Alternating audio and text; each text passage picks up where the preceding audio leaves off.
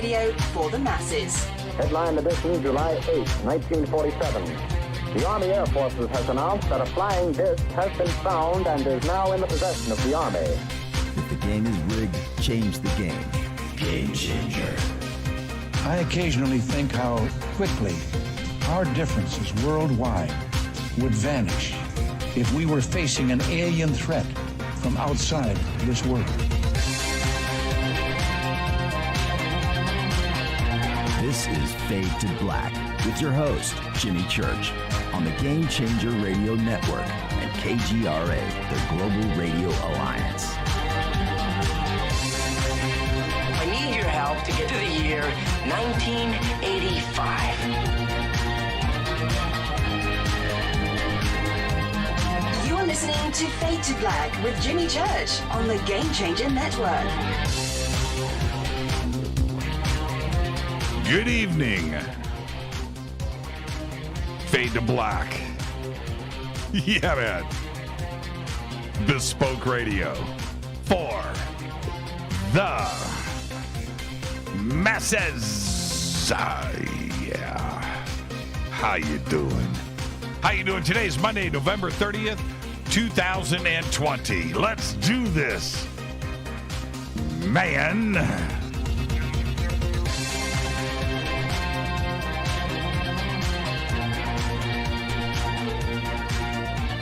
335 days into the new year, only 31 days left. That's it. Tomorrow's December 1st, 30 days left. Holy crap. We made it. We made it. We are live somewhere in the middle of beautiful downtown Burbank, California. And I would like to welcome everybody listening all around the world, all across the United States. Hither and thither, to and fro, back and forth, up and down, east and west, north and south, far and near. This is Fade to Black for KJCR, the Game Changer Network, and KGRA, the planet. I'm your host, Jimmy Church. What is cracking, everybody? How you doing? How you doing? Did you have a great weekend? Extended holiday, Thanksgiving? I know you did. We're back. We've got a great week lined up here on Fade to Black. Another great week. Yes. Yes. Tonight, very special guest, Kyle Konkiel is here. Bass player for the band Bad Wolves. That's right.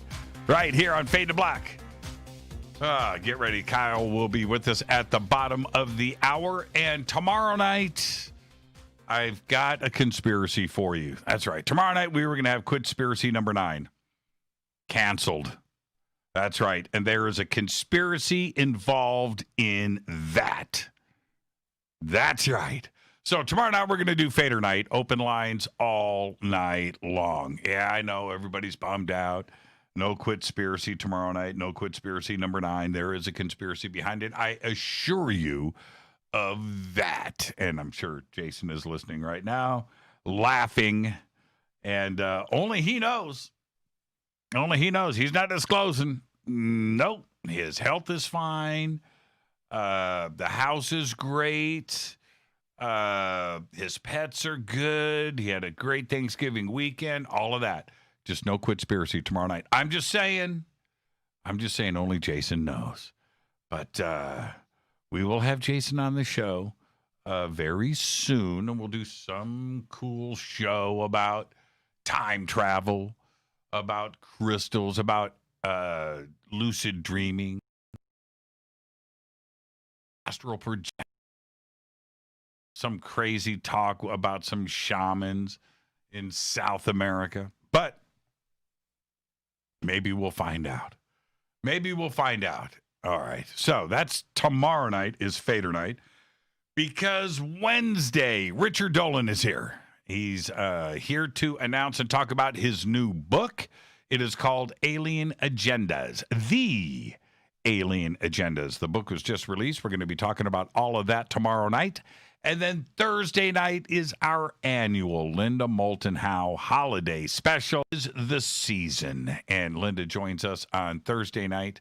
And that's an amazing week here on Fade to Black. All right, so get ready for all of that tonight. Kyle Konkiel is here. And a couple of things I wanted to let everybody know. Over the weekend, the film Zappa was released, new documentary, absolutely incredible. And it's a great documentary, all right? And everybody's in it too, by the way, but it's really incredible. And the thing that I mentioned to Rita during the documentary, because I've seen all of the Frank Zappa documentaries and things, and of course I studied the music, but these are interviews that I've never seen, I've never heard. A lot of it was shot for the documentary. Gail Zappa is amazing. She left this earth in 2015, but she's amazing. And the things, there was only like 2 snippets in the entire film, which were outtakes of other interviews that I've seen that were pretty incredible moments. But it was the end of the film. I'm highly recommended. Go and watch it. It's available on Amazon. I think it's $5 to rent or something.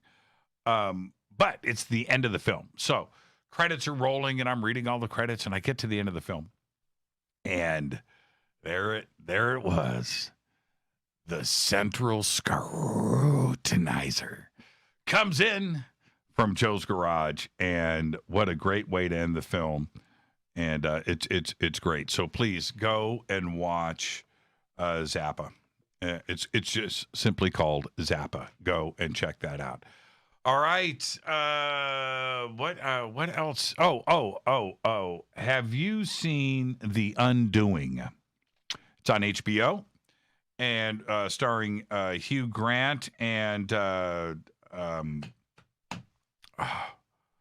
Cruise's ex-wife. I can't. Nicole Kidman.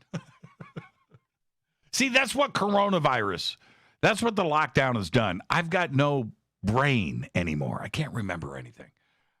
But have you seen The Undoing? Last night was the season finale, and it was pretty good. Pretty good. The entire series is fantastic. And if you haven't checked that out, check it out.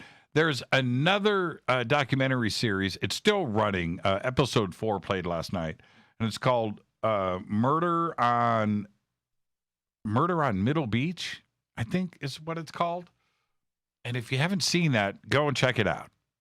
All right? And there you go. Okay.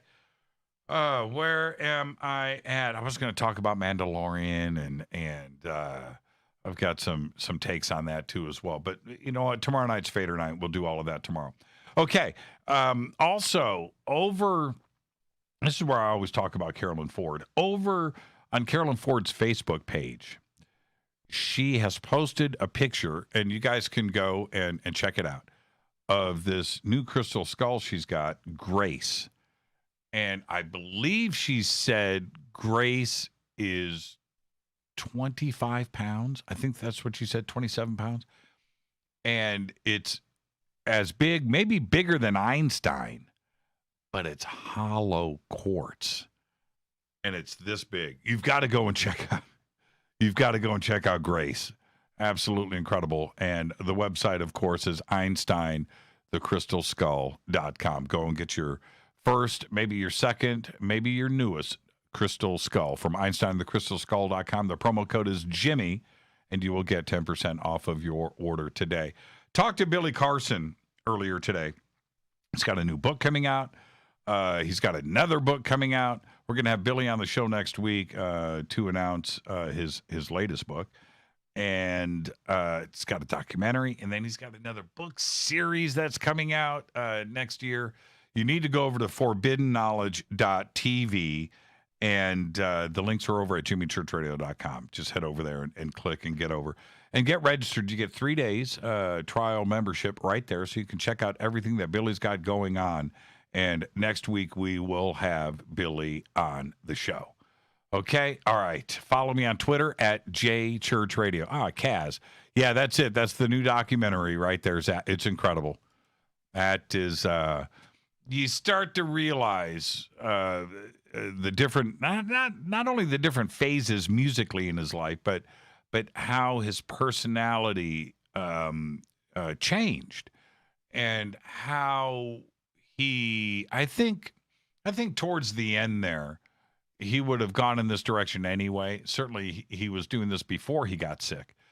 Cancer was activism, politics, and things. The last 45 minutes of the documentary are just incredible.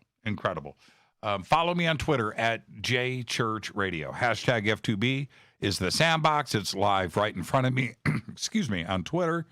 And we have 2 chat rooms, one over at Spreaker, one over at KGRA The Planet. Hello to everybody on YouTube, Facebook, Live, the Bunker Cam. How you guys doing? All right. Let's get to the breaking news. Dr. Scott Atlas, right before the show tonight, a member of the White House's coronavirus task force. Was he leading? Was Fauci leading? Right? I don't know. Who is it? But anyway, he resigned. He resigned right before the show tonight from his post in the Trump administration, effective immediately. I think he's going to try to hang out for a couple of days. Strange wording on the resignation, but it sounds like he was like done. So, Dr. Scott Atlas, yeah, controversial, absolutely. But nonetheless, he has resigned. All right. Now, do you remember Dr. Strangelove, right? The movie, Stanley Kubrick, The Missile Gap, right?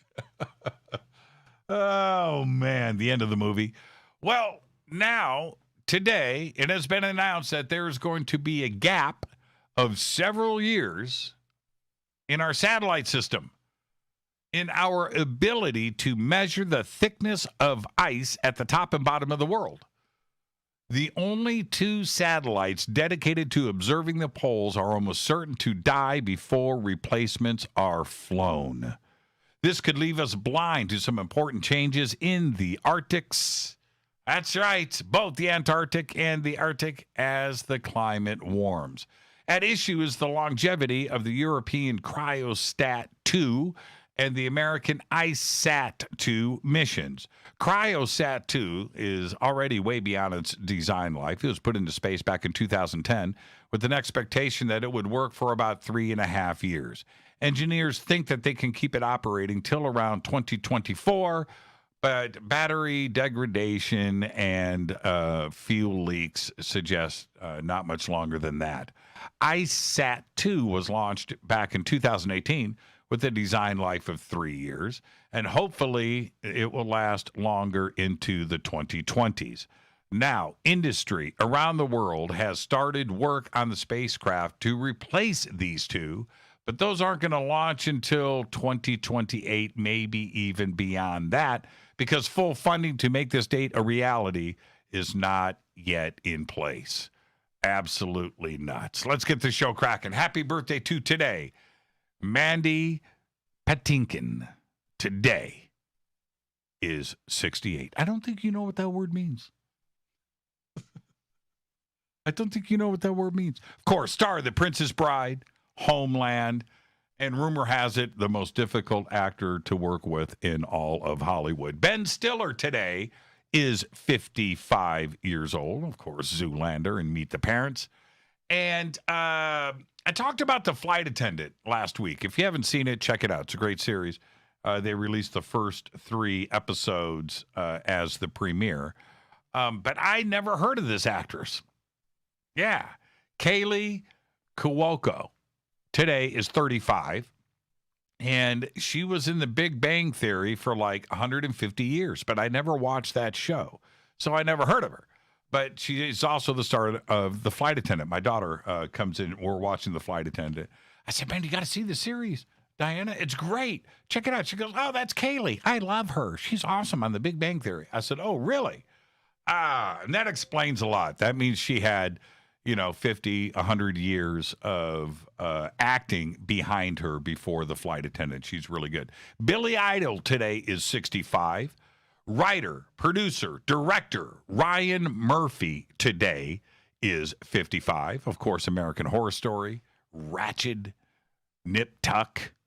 And I went to high school with Ryan at Warren Central High School in Indy. Happy birthday, Ryan, 55 years old. Roger Glover, legend. Roger Glover, icon. Today is 75, Rainbow. That's all I got to say. Produced all that stuff. Really good. Stacy Q, today. That's right. The Stacy Q, today is 62. Two of hearts. I need you. Two of hearts. Stacy Q. Our dead guy's birthday today is Ruby Starr. That's right. 1949 to 1995. Died at the age of 45.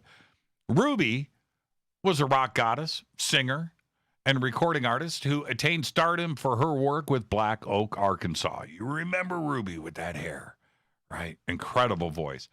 And we all know she was featured on their 1973 top 10 single, Jim Dandy, with Black Oak, Arkansas. In 1974, she began touring on her own, again, as Ruby Starr and the Gray Ghost. Well, after being diagnosed with lung cancer and a brain tumor, Starr died January 14th, 1995, in Toledo, Ohio, with her family at the age of 45. Happy birthday, Ruby. On this day in history, OTD, 1954, the first OTD, right? The first meteorite strike on a human happens on this day in 1954 in Alabama. The meteorite crashed through the roof of Elizabeth Hodges' house into her living room, bounces off a radio, and then strikes her on the hip. The pictures are incredible. And the meteorite weighed 8.5 pounds. Fate or fact, sharks are older than trees. That's right. Trip on that. That's your fate or fact. You see, sharks have existed for more than 450 million years. Trees have only existed on this planet for 350 million years. There were no trees on planet Earth 351 million years ago. That's a trip. And that is your fate or fact. Thank you, Kaz. That's a great picture of Ruby Starr. There she is. She could sing. Tonight, very special guest, Kyle Konkiel is here. Bass player for Bad Wolves. And we are going to talk about a little bit of everything tonight. All my favorite stuff. Music, UFOs, conspiracy, time travel, Bigfoot. We're going to get it all in tonight with Kyle. Tomorrow night is Fader night because the conspiracy happened with Jason. Yeah. Jason Quit is now his own quit-spiracy. So tomorrow night, Fader night. Wednesday night, Richard Dolan. Thursday night, Linda Moulton Howe. All right. Let me hit this River Moon coffee. Yeah. Is that Kaylee from Big Bang Theory? Is that what she looked like in the series? Never seen it. I heard it's good. Maybe I'll go back. But now the show was on for like what? Its first episode was in like 1958. That's a lot of seasons, man.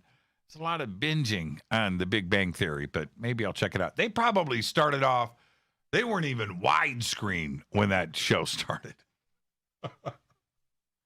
Man. All right. I kid. But rivermooncoffee.com. There is one thing that protects me from going full on nuts crazy. That's right. I never go all in. Yep. Never go all in. Tropic Thunder reference number 1. I just don't do it. I don't do it ever. Well, hold on. It's not entirely true. I went all in with Billy Meyer, but that was 35 years ago. And I definitely learned a lesson with that one. I know. I've never forgotten it. I remind you about it all the time. But I'm only human. Shortly after that, I went all in with Bob Lazar. Bob. And that period of my life lasted 30 years. 30 years of going all in with Bob Lazar. In the end, I was pretty bummed. But I didn't lose my mind over it. I sorta went all in with Bob. But there was enough red flags to keep my mental health in the safe zone.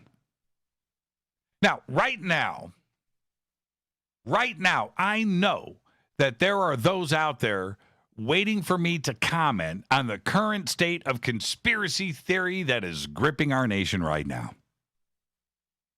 Not going to do it. I'm staying in the safe zone. My sanity needs protection. So here's the deal. I am going to wait until January 21st, 2021 to post my thoughts or to speak some verbiage live on the air. And the reason for this is simple. The nation needs to see some evidence of something. Anything. We are all watching the clock tick down. Time is short. I, like most of you, have heard all the claims, the conspiracy theories. But this time around, things are different. The claims are everywhere. They're out there in the media. They're in social media. Everybody's talking about it. There's videos. It's everywhere. It's all out in front in the public. And you would think that there would be a huge official government response to them, right? Some type of investigation, something, anything. And there has been nothing. So the whole thing is actually very simple to observe. January 21st, 2021 is the date where all of us, every single person in the country and on the planet, will come to a conclusion. Anything after that is a moot point. Now, let's table the election fraud stuff for now. Okay? Let's table that. Actually, let's table it for 50 days, to be more precise. And let's talk about the Utah monolith. You see, here is a perfect example of when not to go all in. When the story first broke, I was like, okay, cool. All right, it's there. There it is. Looking at it, it's real. Now let's try and figure out what we have up in the desert in Utah. Right? Simple. Well, there were thousands, maybe more, who immediately went all in. It's aliens, it's ET, that's a very dangerous zone to go into. The Utah monolith is just way, way too easy to figure out. And it just took a matter of days for the details to emerge. First off, it didn't just appear. It didn't just appear. It was there in the desert for almost 5 years. It first showed up in Google Earth around 2015, 2016. Second, the HBO series Westworld was filming in and around the area at that time. Right? Is this case closed? Well, yeah, sorta. Sure is. But it was when different groups started to show up at the scene over the last couple of days, revealing everything that was suspected, right? That it was man-made. Saw the rivets up close. Saw the videos. It's probably made of sheet metal, stainless steel. Been up there for 5 years. It looked brand new. And I got to say, it must have been an awesome and fun adventure for those who made the trek. Man, and it's totally cool to look at. Then yesterday, the breaking news that it had vanished overnight. Remember, first it appeared overnight. Now it's vanished overnight. Gone. Poof. My guess is one of two things happened. Right? The Hollywood production company that put it there and forgot about it went and packed it up. That's one. Or two, someone just took it for a souvenir. Right? That's it. But it most certainly wasn't aliens sending a signal to Jupiter's moon, Europa. Then today, another monolith has shown up in Romania. More aliens at work, right? The Romanian monolith isn't quite as cool looking as Utah's. It's got some amateur polishing on its surface. But hey, you got to love the effort, right? Who knows? Maybe we'll have monoliths popping up all over the world from different artists who want to make a statement, right? And I applaud it. I do. Go for it.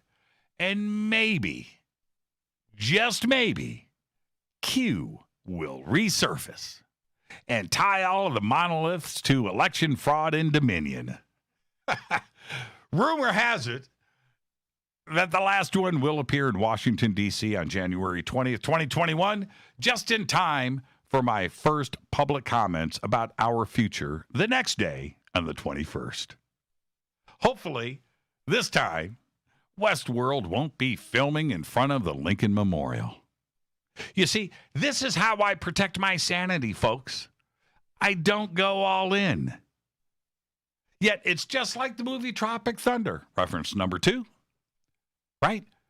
And you may not have gone all in, but you know someone who has. Maybe it's your spouse, maybe it's your best friend, and you know that there is nothing you can say. You don't bring anything up.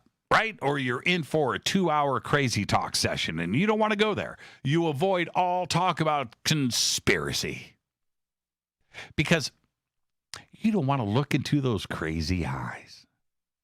And you know what I'm talking about. You don't want to be responsible for pushing someone over the edge, or in this case, the cliff. Just let things play out. They always do. And on January 21st, we'll know the end game, no matter what it is, right? We'll have the answers. And hopefully your friend with the crazy eyes will start to put a foot into reality and we can start to move on to our next great conspiracy theory. And I'm going to start it right now with the number 18 and the letter R. Quote me. I'm your host, Jimmy Church. This is Fade to Black. Tonight, Kyle Konkiel is here, bass player for Bad Wolves. Stay right there. It's going to be a great show, going to be a great conversation. Tomorrow night is Fader Night. Fader Night is not Thursday. Tomorrow's Tuesday. That's going to be Fader Night. Wednesday night, Richard Dolan. Thursday night, Linda Moulton Howe. This is Fade to Black on the Game Changer Network and KGRA, The Planet. I'm your host, Jimmy Church. Follow me right now on Twitter at JChurchRadio.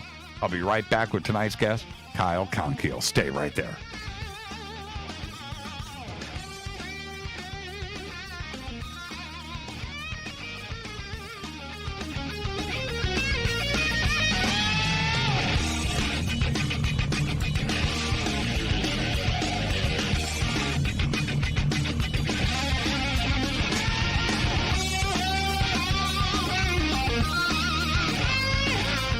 This is Nicole Church, daughter of you-know-who, and you're listening to Fade to Black on JimmyChurchRadio.com and the Game Changer Network.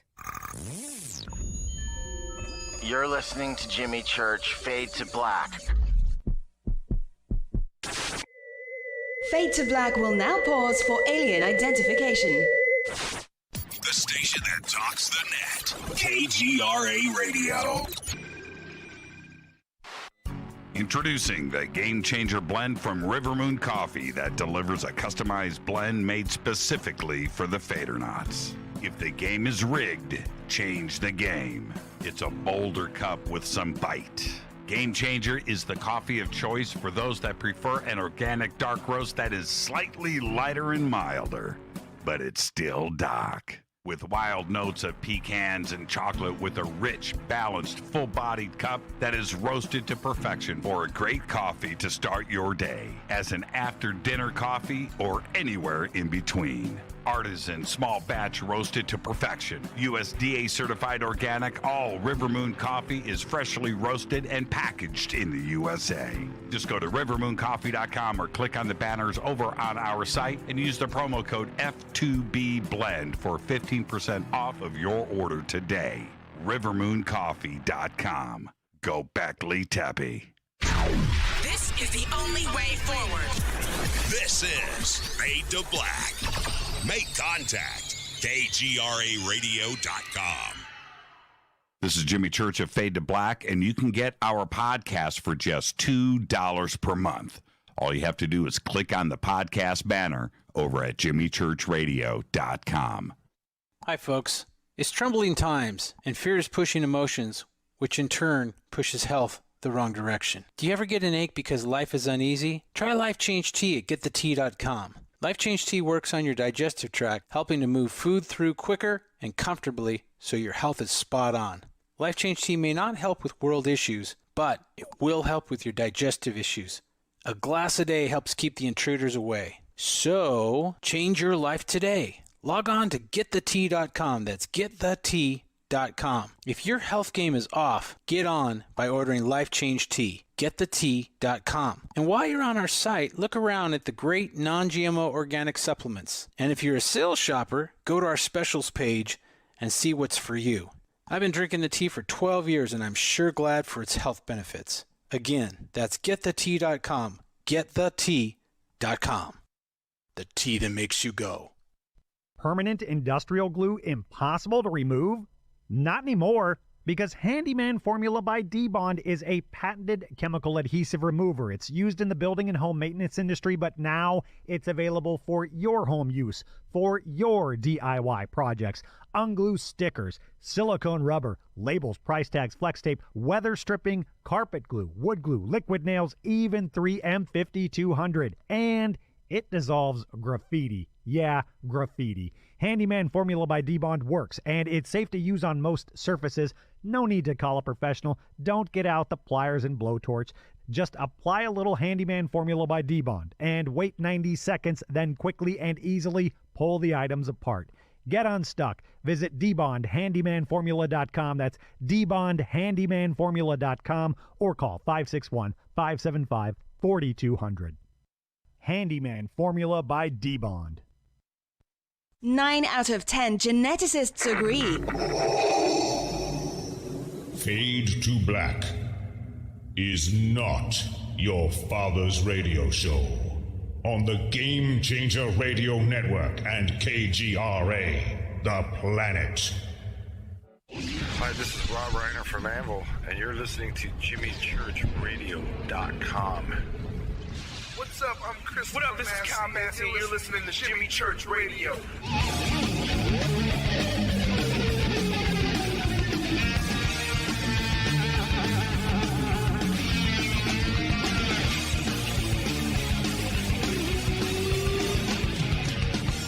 All right, welcome back. Fade to Black. I'm your host, Jimmy Church. You can follow me on Twitter at JChurchRadio. You can follow Kyle at KS Konkiel right there. I've got it up in the Twitter feed for everybody. Go follow Kyle. Tonight, he joins us, but I want to remind everybody, tomorrow night, Fader Night. Fader Night is not Thursday. It is tomorrow night, okay? Very simple. Jason quit, canceled. It's a conspiracy. Wednesday night, Richard Dolan. Thursday night, Linda Moulton-Howe. Great week here on the show. Tonight, it's Kyle Konkiel. And this is the deal. I have been a Bad Wolves fan from the beginning, and it's very interesting how small the world is, okay? But he joins us tonight, and, of course, he is the bass player for Bad Wolves. He's the host of the Just Stay the... Shut the F up. This is a family show, but that's his podcast. Bad Wolves gained notoriety, of course, back in 2018 for their version of the Cranberries Zombie, reaching platinum and multi-platinum status all over the world. Kyle, a Los Angeles native, has been in the Hollywood music scene since 2002. We have a bunch of mutual friends that he doesn't even know about yet. I'm about to drop that on him. And has played for many bands, including In This Moment, World Under Blood, Scar the Martyr, and Vimic. I would like to welcome for the first time to Fade to Black, Kyle Konkiel. Kyle, how you doing, man? Great, man. How are you doing? Man, listen to those pipes. You should have a podcast. You should have a podcast. And this is, let's actually start here, Kyle. You're a first-time guest, which means you get the first-time guest disclaimer. And I know you're excited about that. But let's get that out of the way, which is, Kyle, it's just you and I sitting on my couch having a conversation as friends. And where that conversation starts, it starts. Where it ends. But we're going to end as friends. All right? Pressure's, for sure. Yeah, the pressure's off now.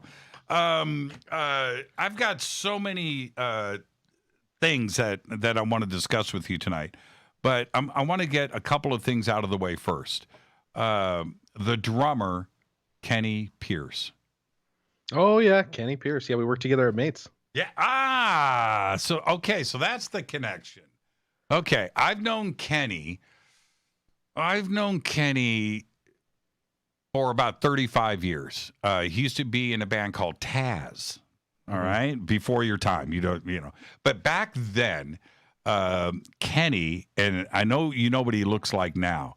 Back then, he was the cutest drummer on the Sunset Strip. His nickname at Mates was Pesci. Yeah. See, I see that.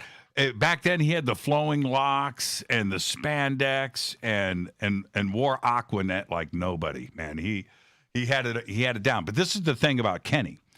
This is my memory of Kenny, and him and I have talked about this so many times over the years. But back in like '87, we shared a rehearsal studio together in downtown Los Angeles somewhere, and we had the same manager. And Kenny loved Van Halen, right?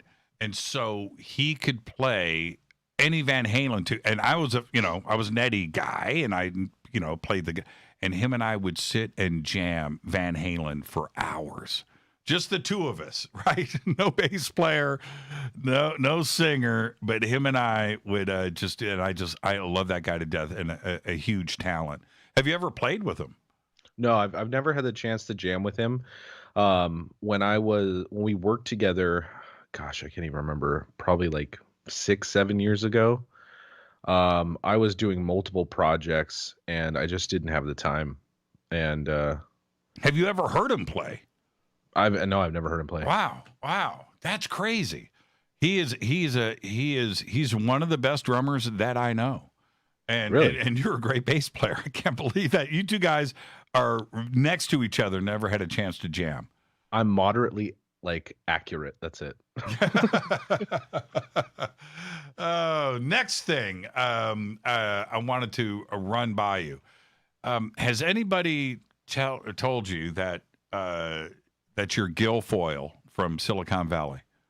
I've never seen that show, and I think I've heard a reference to that, but dude, you are Guilfoyle. I've never seen that show, so I have no idea what you're talking about. I swear, you're gonna watch it. Just go and watch it. And you are going to be so self-conscious now. I'm going to mess up your life for like the next 6 months. You're going to be, they're looking at me. They think I'm Guilfoyle. But anyway, okay. So I got that stuff out of the way. This is the deal. And then we'll get off to other things. But the one thing that's on everybody's mind is this pandemic and what we're going through. You're in not only in a great band, but a very popular band, and you're not touring, right? How'd you get through this year? Yeah, I want everybody to know I'm looking at Kyle's studio. How many basses are racked up behind you? There are 9 basses and 2 guitars and 1 electric and 1 acoustic guitar. Man, that is just that's just beautiful. It's just beautiful. But thank you. So that's it. How are you guys dealing with it, and when do you expect to head back out on tour? As for touring, I'm not really sure yet. Some people have said summer 2021. Some people have said closer to fall, winter 2021. Some people are saying 2022. So I really don't have a real answer to that question. But we're working on the 3rd Bad Wolves record right now. Originally, we only had 2 months to work on the record. And then, stuff started canceling, so we had more and more time. So I think we're putting more into this album than maybe even the first one. But I know because John wrote a lot of the stuff on the first record, and he spent years kind of putting that together. And I definitely know that we've put more time in than we did on the second record. So we've just been kind of working on that. And we also have a band Patreon. So we have exclusive songs, exclusive merch, me, Chris Kane, my guitar player, Doc Coyle, my guitar player, and John Berkland, our drummer. We go on there and, we do live Q&As. Like today was my day. So, I go on there for about an hour. I answer questions. I do jams. I try to make it as entertaining as possible. And, our singer Tommy, he's been working on a lot of covers. So he posts those every Friday. And I think we're up to 22 exclusive songs on the band Patreon account. Well, we're going to talk about Tommy in a second. Extreme talent. The whole band is right there too. And I do want to talk about all of that, but you guys enjoyed something that most musicians dream about, and that you guys got shot out of a cannon, right? And the zombie single just took off like it did. You've got Zoltan, Bathory working with you guys. You head out with Five Finger Death Punch, and you've got your everything's charting. You're shooting on all cylinders. That must have felt pretty good. It was really weird because when we first started, John, he was the founder of the band, he was just like, I hope you guys are ready for, a few years in a shitty tour van. And then, the label and management were just kind of asking us hey, we really need a strong single to come out with. And then Tommy had Zombie, and they're like, well, what about this? So they liked it enough. And then our, one of our representatives from the UK, Dan Waite, used to manage the Cranberries back in the mid-90s. And so he sent her, Dolores O'Riordan, our version of Zombie, and she loved it. She wanted to sing on it. And, long story short, she flew to London to do contribute her vocals to that song, but she never made it to the studio. She had passed away the night before. And we were trying to navigate how to release that without being disrespectful, because we tough. Still loved the song. Right. Right. And we had her blessing to do it to begin with. So when we were releasing it, we just decided that, all the proceeds that we would have collected on that song, we're just going to donate to her children. So we did that. The song did more than I think any of us ever could have even imagined. And it was really weird, having my friends call me. And, I grew up in LA, having my buddy Josh Newell, who's a producer in LA, he calls me. He's like, dude, Zombie's on K-Rock right now. And I'm just like, whoa, what?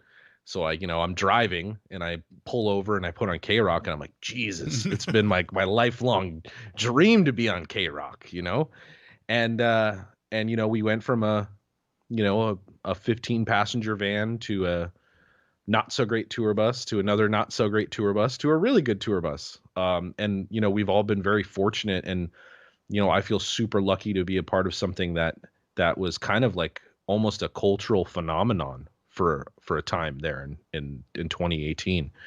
And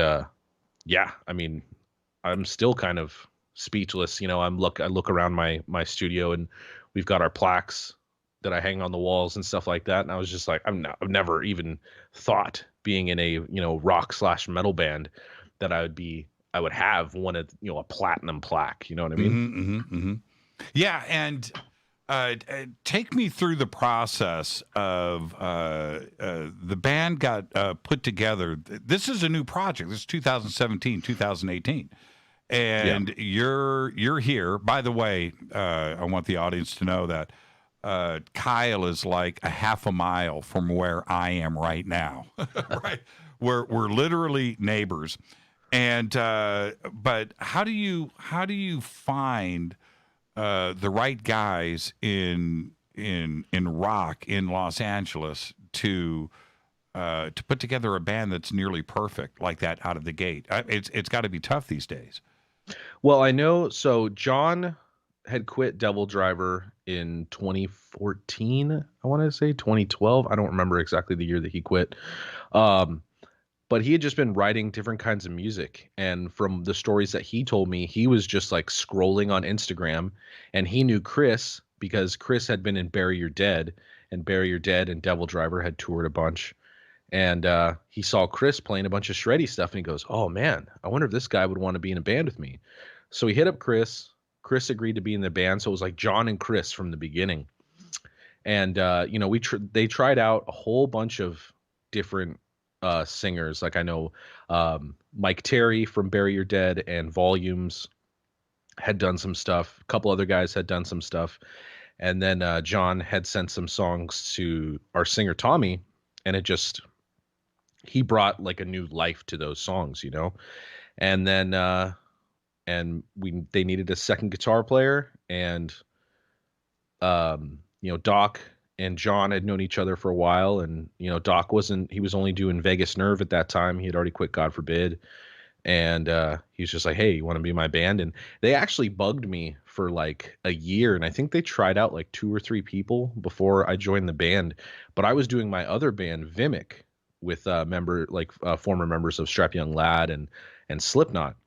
And one day, it was like March of 2017. I had just kind of called Doc on a whim. You know, there was a lot of uncertainty happening in my band at that time, not a whole lot going on. And I was like, "Hey man, do you know any bands who are looking for bass players?" And he's like, "Hold on a second." Hold on a minute.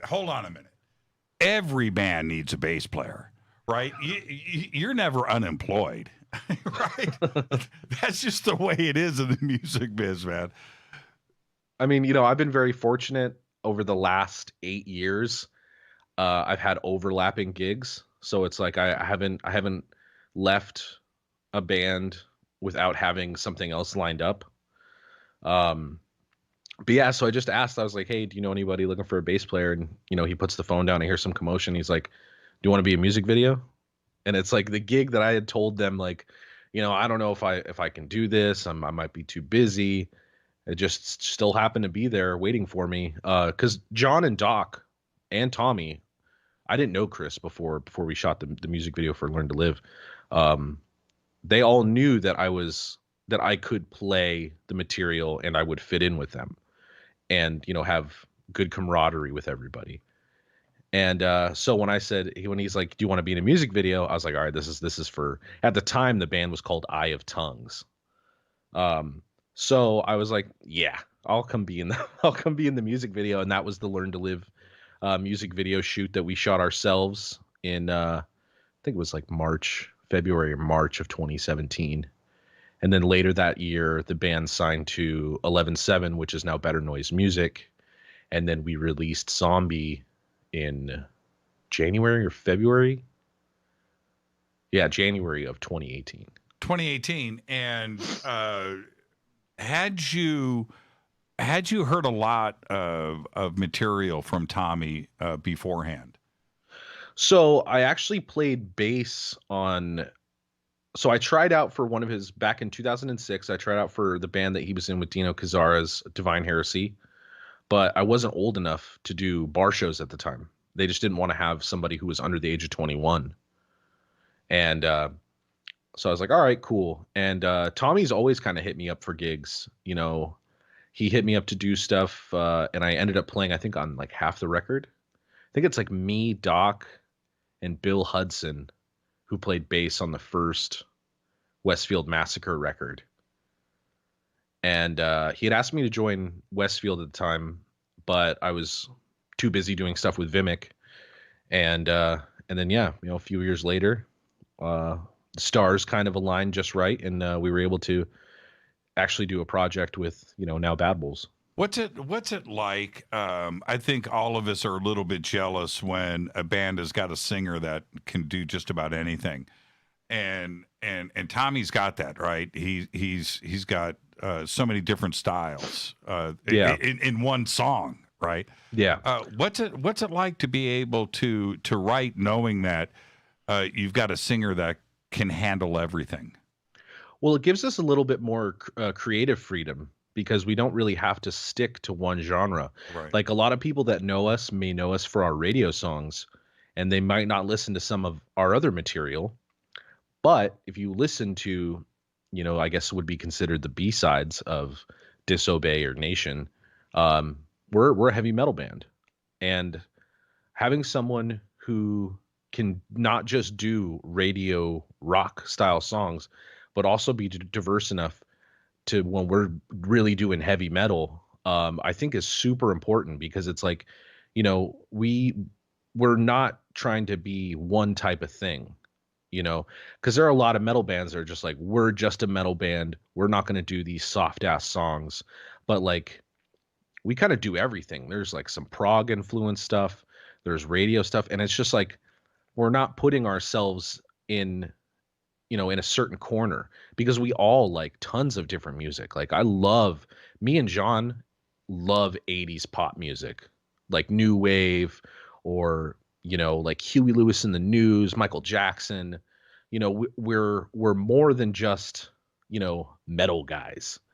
And I think coming from different bands but also coming from a whole list of different influences, past and present, I think putting ourselves into one section of a genre would do the band itself a disservice. What do you make of the metal world today and rock and roll in general? Is it here? Is it strong? Is it solid?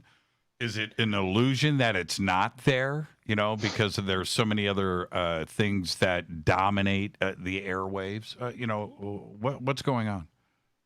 I mean, from the last 2 years that we have been touring pretty much consistently, we've played with a bunch of different bands. Yeah, we've played a lot with Five Finger Death Punch, but we've gone out with bands like 3 Days Grace, Nothing More, Breaking Benjamin, Nickelback. We've kind of been around. Also Shinedown. And I mean, any of the arena shows, festivals, I mean, I would definitely say if anyone says rock is dead, they are not going to shows. Because I mean, there were, we played in Indiana. I can't remember the name of the venue. But we played in Indiana with it was us, Nothing More, Breaking Benjamin, and Five Finger Death Punch. And I think there was like 22,000 people at this amphitheater. I mean, I don't know. I don't see it. I mean, I think when everything was getting shut down, we were looking at another revival of, because they say things just kind of go in circles. That's right. Like it seemed like, rock was kind of going down but I was really feeling like I was starting to see a resurgence. And, and once everything kind of goes back to normal, I mean, there's no way you're going to be able to keep people from going to shows now. I have a feeling shows are just going to be selling out left and right in droves. Do you have any like tour dates booked in 2023? Well, we still have tour dates booked for next summer because we had to postpone. We were going to go out with Stained and Disturbed in July. It was July to September. So we postponed those to July of next year. So I'm really hoping that we could keep those dates and keep that locked in. I mean, I was really looking forward to go out on that, like 3 bands, amphitheaters in the summer. Like, yeah, you'll catch some summer rain every now and again, but for the most part, it's, it's great weather and it's, now it's good times. Before we hit the break, we've got 2 minutes. This is me. This is just a personal question. Yeah. Is Zoltan as cool as I think he is? Zoltan is, I mean, you got to think of it like this. Like this guy was an immigrant, came from nothing, came over from Hungary with $5 in his pocket and you know, he's got his hands everywhere. Like, you know, he has his hands in like BC Rich Guitars, and, you know, he helps manage us. He's got his hands in so many, and he's business smart. And he's a philanthropist, you know, he's giving back. He gives back to his community. Right. And he doesn't like ever brag about it. Like, you wouldn't know about it, you know? He doesn't tell people about it. But I mean, I think Zoltan is dope, and he's definitely a person that I look up to, regardless if you like his band or not. He's just an influential person. You know, I can only imagine. I mean, Five Finger, when they first came out, and they got my attention because they had like the coolest name that you could ever have for a band, right? Let's just go right there first. But they rock, but they have personality. They're funny. The stage show, the presence, the way the way a full like a PhD in crowd control. Well, and see, I've also played in I've opened up for them in every aspect of their career, because I was in a local band in 2005 called Grimefield, and we used to open up for them at the Knitting Factory at the Whiskey A Go-Go before they were ever signed. Right. And then when I was in This Moment in 2010, we played with them on the Mayhem Festival, and they were just starting to open up the main stage. And then now in Bad Wolves, they're the closers every night, you know? It's got to be totally cool. To be in front of a crowd like that, because when you watch the videos, you see not only in your videos but in their videos, the crowd is there to have a good time, and they don't hold back. No, it's great. Honestly, Knuckleheads are great to play to. Knuckleheads. I mean, they know us from Zombie, right? And they don't realize that we're gonna come in hot with songs like, you know, like I'll Be There, Officer Down, Foe or Friend. And they're just like, Jesus. I remember, I'm going to leave you with this thought, and then we're going to head to a break. When Zombie was released, when she passed, and the video came out, I spoke about all of that on this show, and about Bad Wolves, and about the video, and the story behind it, and the text, and the emails that went back and forth. And to have you on the show tonight, to kind of come full circle, that's the way the universe works, man. And it's a very cool thing. So it's an honor. Stay right there. Let's take our first break. Our guest tonight, Kyle Konkiel from Bad Wolves. And this is the deal. When we come back, we're going to swing through everything tonight. We're going to talk some conspiracy with Kyle. We're going to talk UFOs. We're going to talk radio. We're going to talk about his podcast. We're going to talk about NDEs, and I think I'm going to squeeze in some Bigfoot. All of that and much more after this short break. I'm your host, Jimmy Church. This is Fade to Black. Stay with us.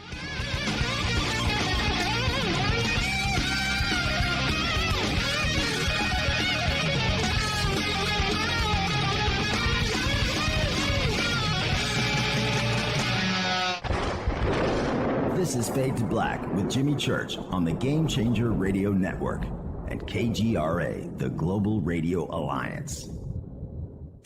This is KGRA Digital Broadcasting Station, Salt Lake City, Utah, Van Buren, Arkansas. Hello, my name is Billy Carson, and I am a best-selling author and the founder of ForbiddenKnowledge.tv. Together with my team, we have built an all-new conscious streaming TV platform designed with every family member in mind. If you have ever wanted to travel the world and attend lectures and workshops from your favorite speakers but weren't able to, look no further. ForbiddenKnowledge.tv. There are dozens of workshops and lectures from speakers you know and love. We have also included amazing categories to assure that your consciousness is entertained and elevating on a daily basis. Amazing interviews, ancient history, ascension knowledge, wisdom teachings, documentaries, conspiracies, mysteries, health and fitness, conscious cooking, meditations, finance, yoga, and so much more. To start your free trial on any mobile device or computer, surf to ForbiddenKnowledge.tv. That's Forbidden Knowledge with the number 4, ForbiddenKnowledge.tv. Again, visit ForbiddenKnowledge.tv today. Listen, I know, and you know, that you've always wanted your first crystal skull. Or maybe you're a collector just like me, but you just don't know where to go to find the real thing. Then I met Carolyn Ford over at EinsteinTheCrystalSkull.com.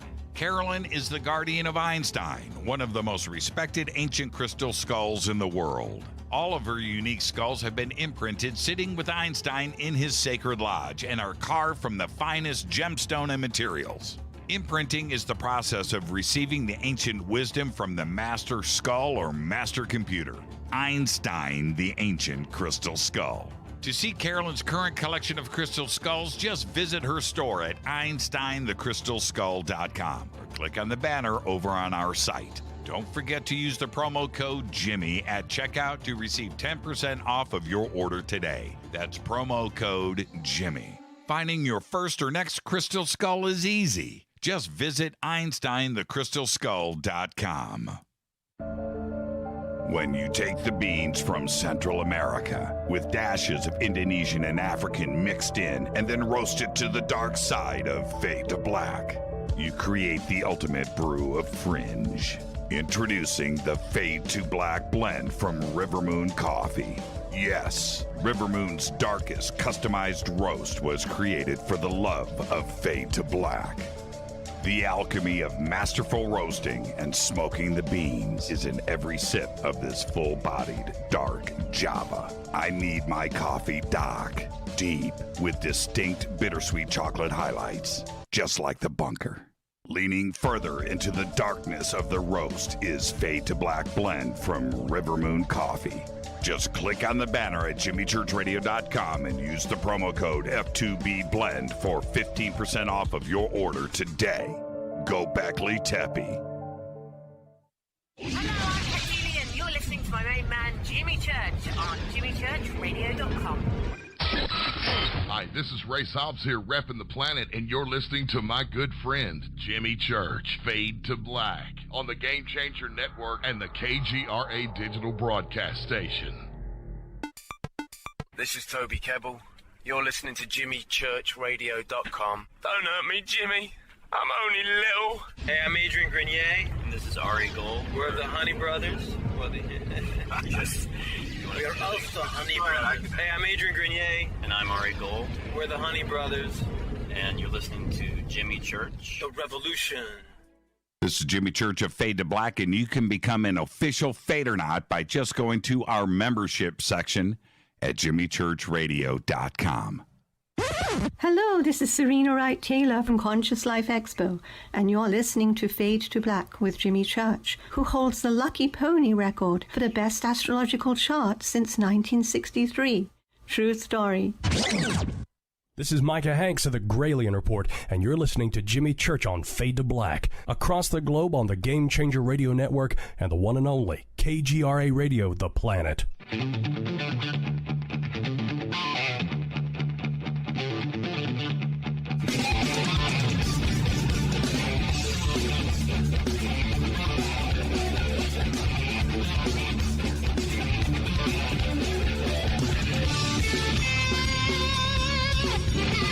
All right, welcome back. Fade to Black. I am your host, Jimmy Church. Want to remind everybody the programming changes that we did this week. Tonight, of course, Kyle Konkiel of Bad Wolves is here. Tomorrow night is Fader night. Tomorrow night's open lines. Jason quit, got involved in his own conspiracy, and we'll talk about that later. And then Wednesday night, Richard Dolan is here to talk about his new book that was just released. And then Thursday night, Linda Moulton Howe, our annual Linda Moulton Howe holiday special event. Tonight, it's Kyle Konkiel. And Kyle, now, getting away from music, we'll circle back. But I want to talk conspiracy. And yeah, all right. All right. And the reason, I got to do your podcast. Can I do it? Can I invite myself? Yeah, let's do it. Okay. Yeah. All right. I'm holding you to it. Okay. Yeah. All right. I'm the next guest. But conspiracy, because today, certainly over the last year, conspiracy theory is now in the mainstream, right? It's all over. It's all over social media. It's all over the media. It's everywhere now. It's the main subject. Is this a zone that the United States really wants to go into? Do we need the whole country to be conspiracy theorists, Or right? Or are we better just in our own little community? I mean, it's really tough because if you have the platform and you have the money, you can pretty much publish whatever you want and make it seem as legit as possible if you have enough people sharing it, you know? I don't really know. Like, there's a whole bunch of crazy stuff out there that I just, I try to do my due diligence. I try to look up if I see something that I think is, regardless of where it comes from, I try to look and see who owns that website. You know what I mean? I try to see if it comes from, regardless if you're anti MSM or whatever, I try to see if it comes from at least a somewhat reliable source, which is so much harder and harder to find these days. And do people, well, okay, so you're sensible with it, right? I try to be. You're professional about it. You're a professional conspiracy theorist. So many don't take that next step. Right. No, they just see the ad and they're just like, that goes with what I am, where I stand. I am not going to do any research whatsoever. I'm just going to post it. Right. And is not having some degree of discernment, that's a bad thing. Right. Or with sharing without investigating, are you then becoming part of the problem? Well, I think so, but it really depends because bad looking news travels much faster than any good news. That's right. It doesn't matter what it is. Bad news will always travel so much faster than good news.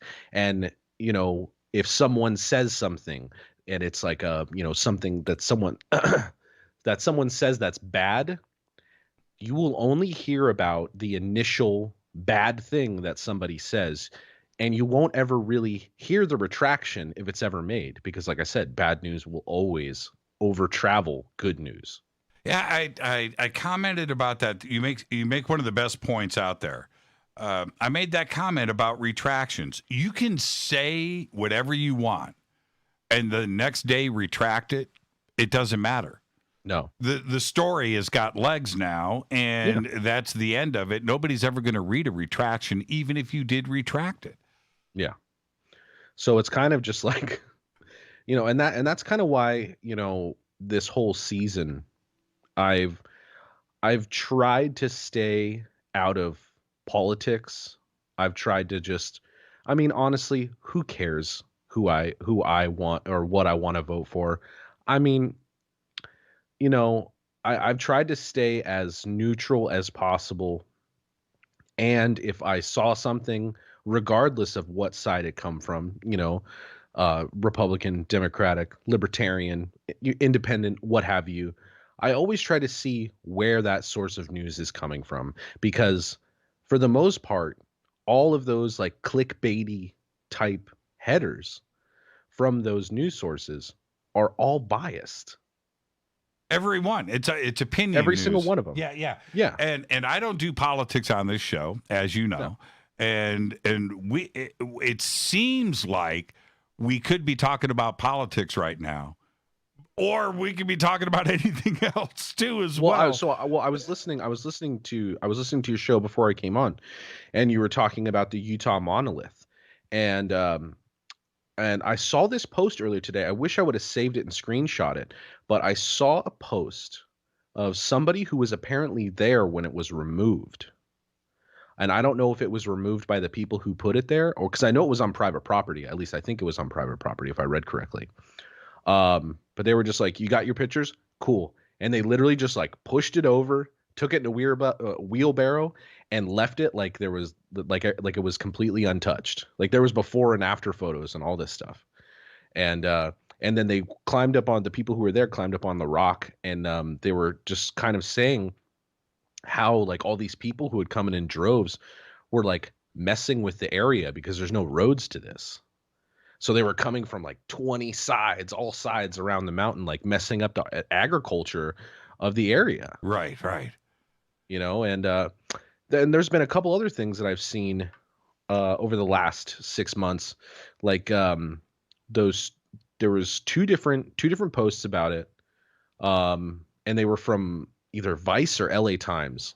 So I was like, okay, those are pretty notable news sources. And they had said that there was multiple pilots that had saw UFOs, or apparently a man in a jetpack. Right, over LAX. Yes. Yeah. Right. And there was two different accounts of it. That's right. So, I mean, I try to take things that I see as a grain of salt. I take it at face value. There's some things that can't be explained, like the Tic Tac video. I mean, those were notable pilots, and there's no explanation for that.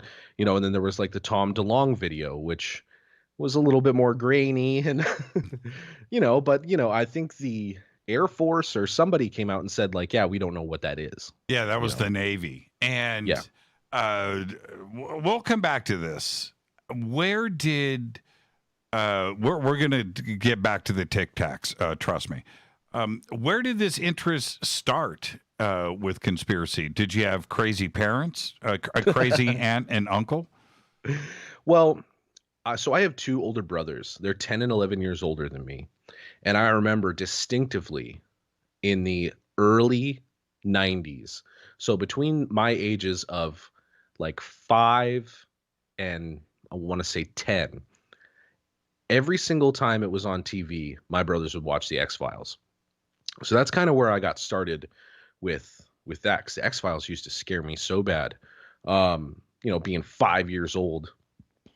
But my stepdad was really into like aliens and Bigfoot. Like, me and him watched the alien autopsy videos. We would watch anything. We would watch Twilight Zone, anything that had to do with aliens, Bigfoot, supernatural. Like, he would go on like the smokinggun.com and like print out stuff, like articles from that website. Right. And that kind of influence, was it something that helped you understand that maybe the world isn't what you're being spoon-fed? Or did you look at your stepdad as maybe, he's a little nuts? No. I mean, basically what it kind of helped me figure out, because I was scared of it at first. And then, going through watching all this stuff, learning about all this other stuff, is just like, I'm not too keen on Bigfoot these days, but with the alien stuff, especially now, I feel like it makes sense, because, there's infinite amounts of planets and suns and stars and solar systems. Like, I mean, I think you might have to be super narcissistic or dense to think that we are the only beings in the universe. It's a statistical improbability. Yeah. I mean, it has to be. Well, when I run the numbers game, let me throw this at you. When you run the numbers game, and just in our Milky Way, where we've got somewhere between 500 billion and 1 trillion stars, we don't really know the number, just in our Milky Way, and we now know that every single star has at least one planet. Now, wait a minute here. That's in our Milky Way.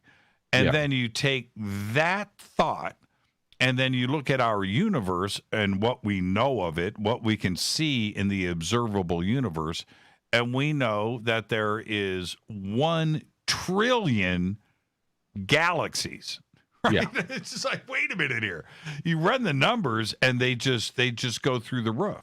Yeah. So there has to be trillions, not a couple, but trillions of civilizations out there. It's just the only way to look at it, right? I mean, yeah, and you could take it as like they're different civilizations, or they could be, parallel universes. They could be, whatever. But I definitely think that out of those trillion possibilities of other planets that have civilization on them, there has to be a few that are as technologically advanced as ours and more technologically advanced than ours. Now, have you ever seen a UFO? Yes and no. Okay, give me the yes. Well, it's the same story. Okay. So, give me to the yes side of the same story. All right. So I was going down to Hollywood with a friend. And I was on the 101 southbound in between Highland and Cahuenga. Right. And, we're in his car. I'm smoking cigarettes, listening to metal. And he goes, dude, what is that? And I look up. And this was probably 2011. So you may remember this. 2011 or 2012. And as we're on the freeway, just in between Highland and Cahuenga, which is about 1.5 miles, maybe. Oh, it's probably, yeah, okay. I was going to say that's a 1/4 mile because that exit comes up really fast after Highland. You got to get in the right-hand lane really quick. Yeah. Or so you end up on Vine. Yeah.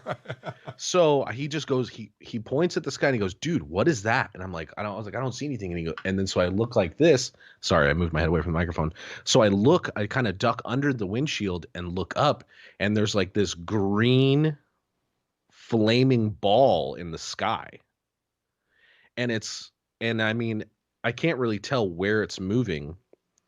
And I can't remember if it was green.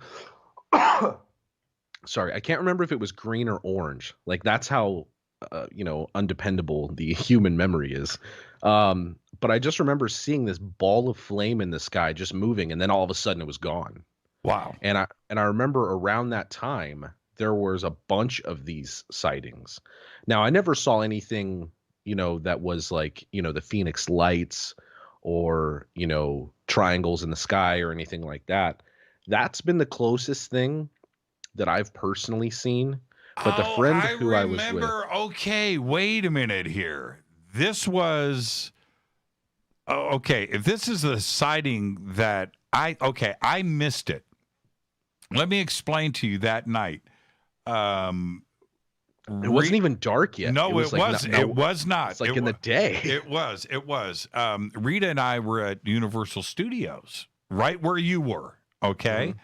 Mm-hmm. And we leave Universal Studios, it's like 5:00 in the evening, right? Yeah. And we get in our car and we're leaving, and our phone starts ringing. Look what's going on over Los Angeles. We're like, what are you talking about? And we're driving back on the 101. You're going the opposite direction. You're going to Hollywood. We're coming back to Burbank. And so it's behind us. And we didn't know what everybody was freaking out on. We couldn't see it. We're looking up in the sky. We didn't see it. It was going on behind us. I don't know if that was ever fully explained. That was seen. What was strange about that sighting, and you're right about this, green, blue, orange, it was seen all the way to San Francisco.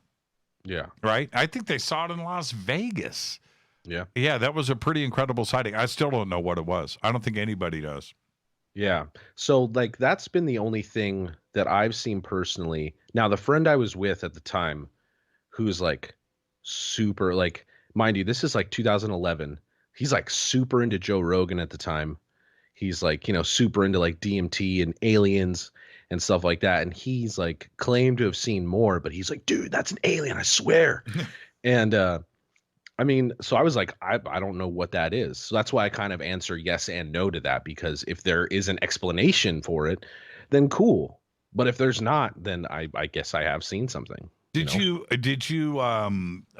in your research into this, did you get books? Did you follow certain researchers?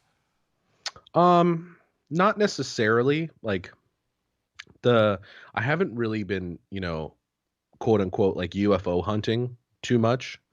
If I see something on, a documentary about it, I'll check it out. But yeah, I haven't really kept up with it other than documentaries and watching the X-Files. But I'm always kind of, when I go outside, I always kind of keep because it's interesting to think that like we're this tiny ball in a never-ending black mass. So I'm always kind of keeping my eyes up to the sky, and there could have been things that I saw that, I could be labeled like, oh yeah, I've definitely seen something. But for the most part, unless it's like ridiculously fast moving, because you can see satellites at certain times, you can see shooting stars, you can see, there's a whole lot of stuff that can be easily explained. But I haven't found anything in my stargazing that had made me question anything besides that ball of flame that I saw on the 101 that day. Now, and you mentioned the Tic Tac earlier. You see something like that in the sky. That's a life-changing thing, right? Yeah. And then you hear the Navy and the Pentagon say, well, we don't know what's in these videos. They're unidentified aerial phenomenon. Does that make you feel that the government is hiding something from you? Now, I'm not sure if they would be particularly hiding things. I'm sure that there is a branch. If you believe anything that Bob Lazar says, there is a branch of the government that does know about this stuff. But I don't think through the other branches of the government is common knowledge. So, I mean, there is definitely, there's definitely a UFO task force. I don't think that that's like, I don't think that's crazy to say. No, it's not. I think there has always been a UFO task force. Yeah. Right. This isn't for them to say that they've just, threw out money at this and they're starting this. And come on. Right. They've been looking at this for a long time. But you just mentioned Bob Lazar, and I certainly spoke about Bob in my opening comments. When you hear somebody like Bob, or Bob specifically, talk about being at Area 51 and seeing flying saucers in a hangar and backwards engineering things, do you look at Bob like this is a resource that we need to think about? We need to listen to this guy? Or is there something else going on where maybe Bob is, trying to do this for fame, or he's got another motive behind it? Now, I mean, I've followed a bunch of, podcasts, and, Bob doesn't really do whole lot of interviews, but I mean, his story hasn't really changed very much in the 30 years he's been talking about it. Right. And he stated, and I'm sure that there's someone who can look up his financial records, that he's made no money off of any of the stuff, talking about, S4 and Area 51 and stuff like that. And I mean, I believe him. There was stuff that he had talked about in 1985 that we didn't discover until the 2000s, So I don't think that there's any reason for him to BS anybody. And, I think he is a notable, valuable source. And I think if the government were to, because people are like, oh, the government would probably just kill somebody like that. I mean, I think that would look too suspicious if, like, out of nowhere, Bob Lazar is off. Yeah. He hung himself or got in a car accident, or, Well, that makes him a martyr, and everything he said was true. True. Exactly. Yeah. So I don't think if there is and I'm sure there's, because I know Jeremy Cordell, who did the Bob Lazar Area 51 documentary, he had been raided by like the NSA. It was the local Detroit police, but was it? I thought it was like the FBI or CIA or something. Yeah, well, possibly.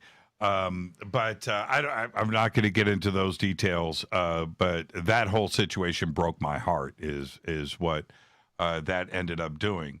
But before we get to the break, speaking of Bob Lazar signed a book deal with Tom DeLonge, right?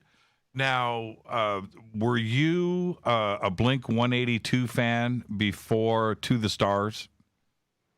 I mean, it's okay to say it's okay to say no. I'm 34 years old. Right. So when Take Off Your Pants and Jacket came out, right, and Enema of the State came out, I mean, I was 12 and 13. Any of the tween parties I was going to, I was listening to that. That's it. And going back to those like later after high school, they're great records. Oh, great records. No, they're great records. Hey, you know what? I'm going to say this about Tom. I said this to Tom, right? The ability to stay punk and write power choruses like they did, right? To get this pop punk thing to be so toe tappable, that's a gift from God to write songs like that. And they're all amazing people. Like I don't know the members personally, but I know all of their techs personally. You know, like Daniel Jensen, Travis Barker's tech, and Robert Ortiz, Mark Hoppus's tech, and they're just the nicest dudes and the most genuine, which is even more important than being nice. Mm-hmm.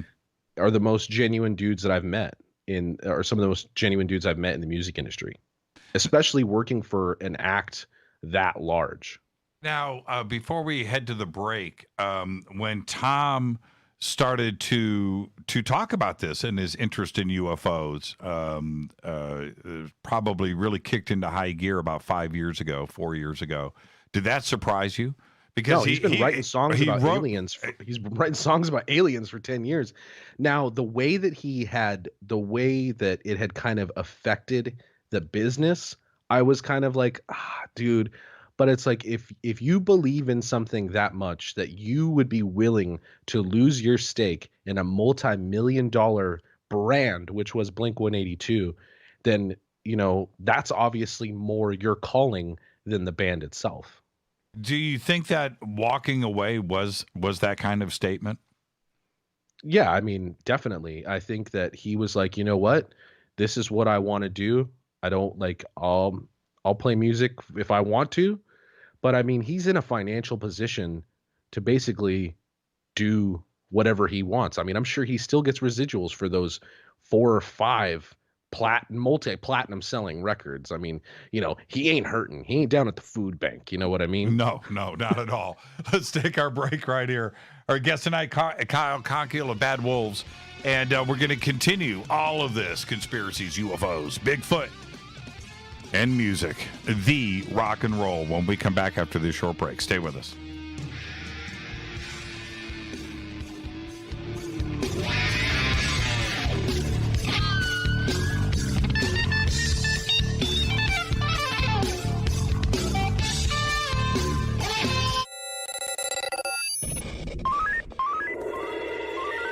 Way out here, we listen to Jimmy Church. You're listening to Fade to Black. Always on the edge of the hottest alternative talk. Jimmy Church with Fade to Black. KGRARadio.com. ¿Qué tal, mis amigos? Yo soy Mario Carson, el tiburón, y los invito para que escuchen a mi buen amigo Jimmy Church Radio. ¡Claro que sí! Do you want to be an official Fadernaut? Of course you do. This is Jimmy Church of Fade to Black. Just go to our membership section at jimmychurchradio.com. Old New England Soap is committed to producing the highest quality organic and goat milk soaps available anywhere.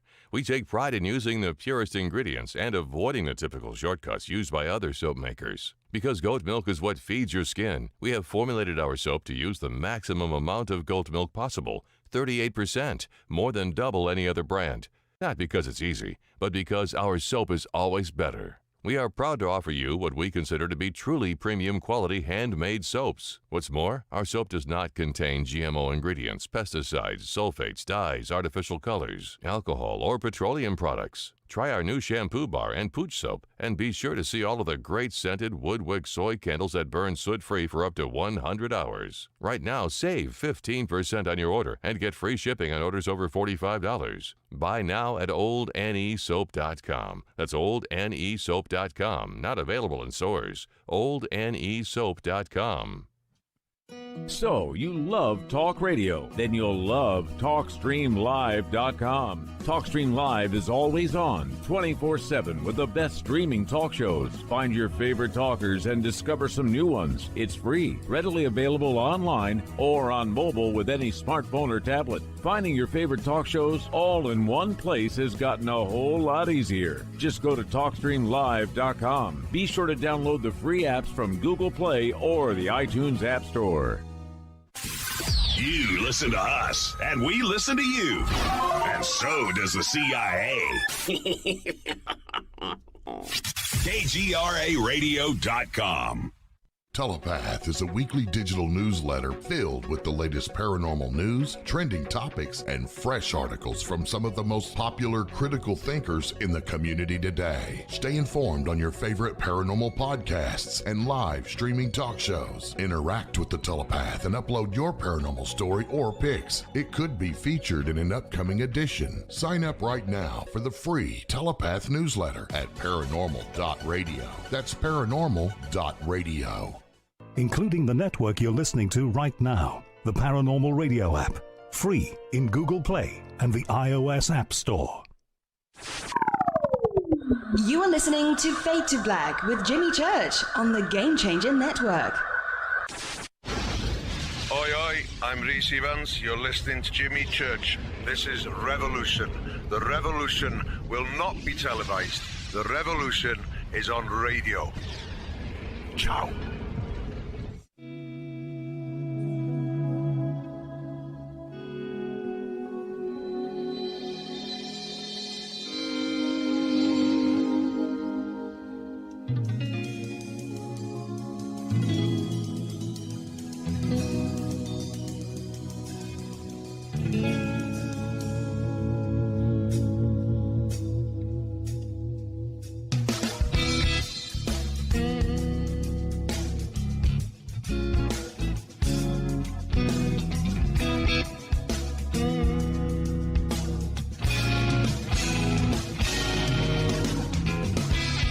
Welcome back. Fade to Black. I'm your host, Jimmy Church. Our guest tonight, Kyle Konkiel of Bad Wolves. And we're doing a little bit of everything tonight. We're talking some music, conspiracy, UFOs. And I want to stay on this subject of Tom DeLonge for a second. And, you know, here he is, a musician, you know, Blink 182, all of that is of note. But he nearly single-handedly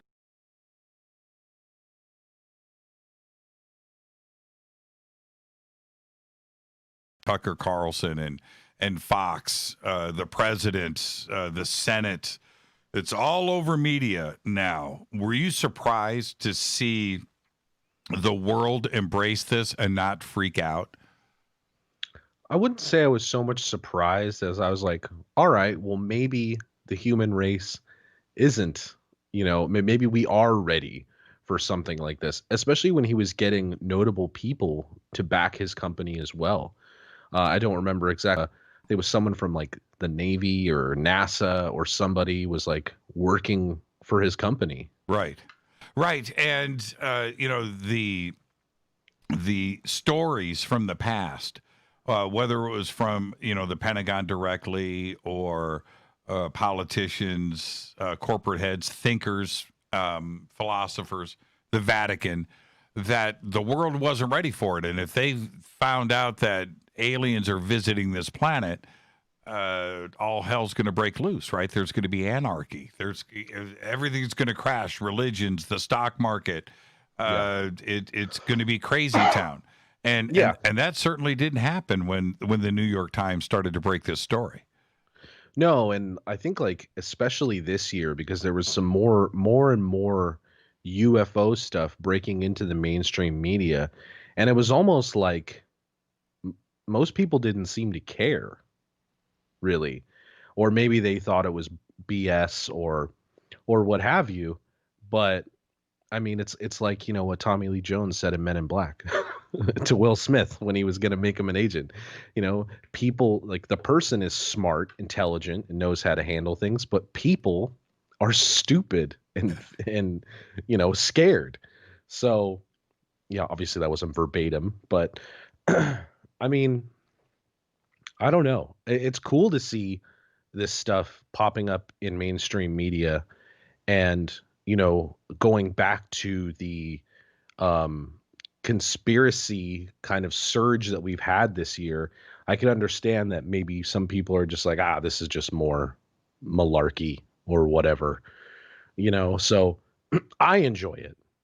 And I try, like I said, I try to do research as much as possible when it comes to what sites are producing certain articles, but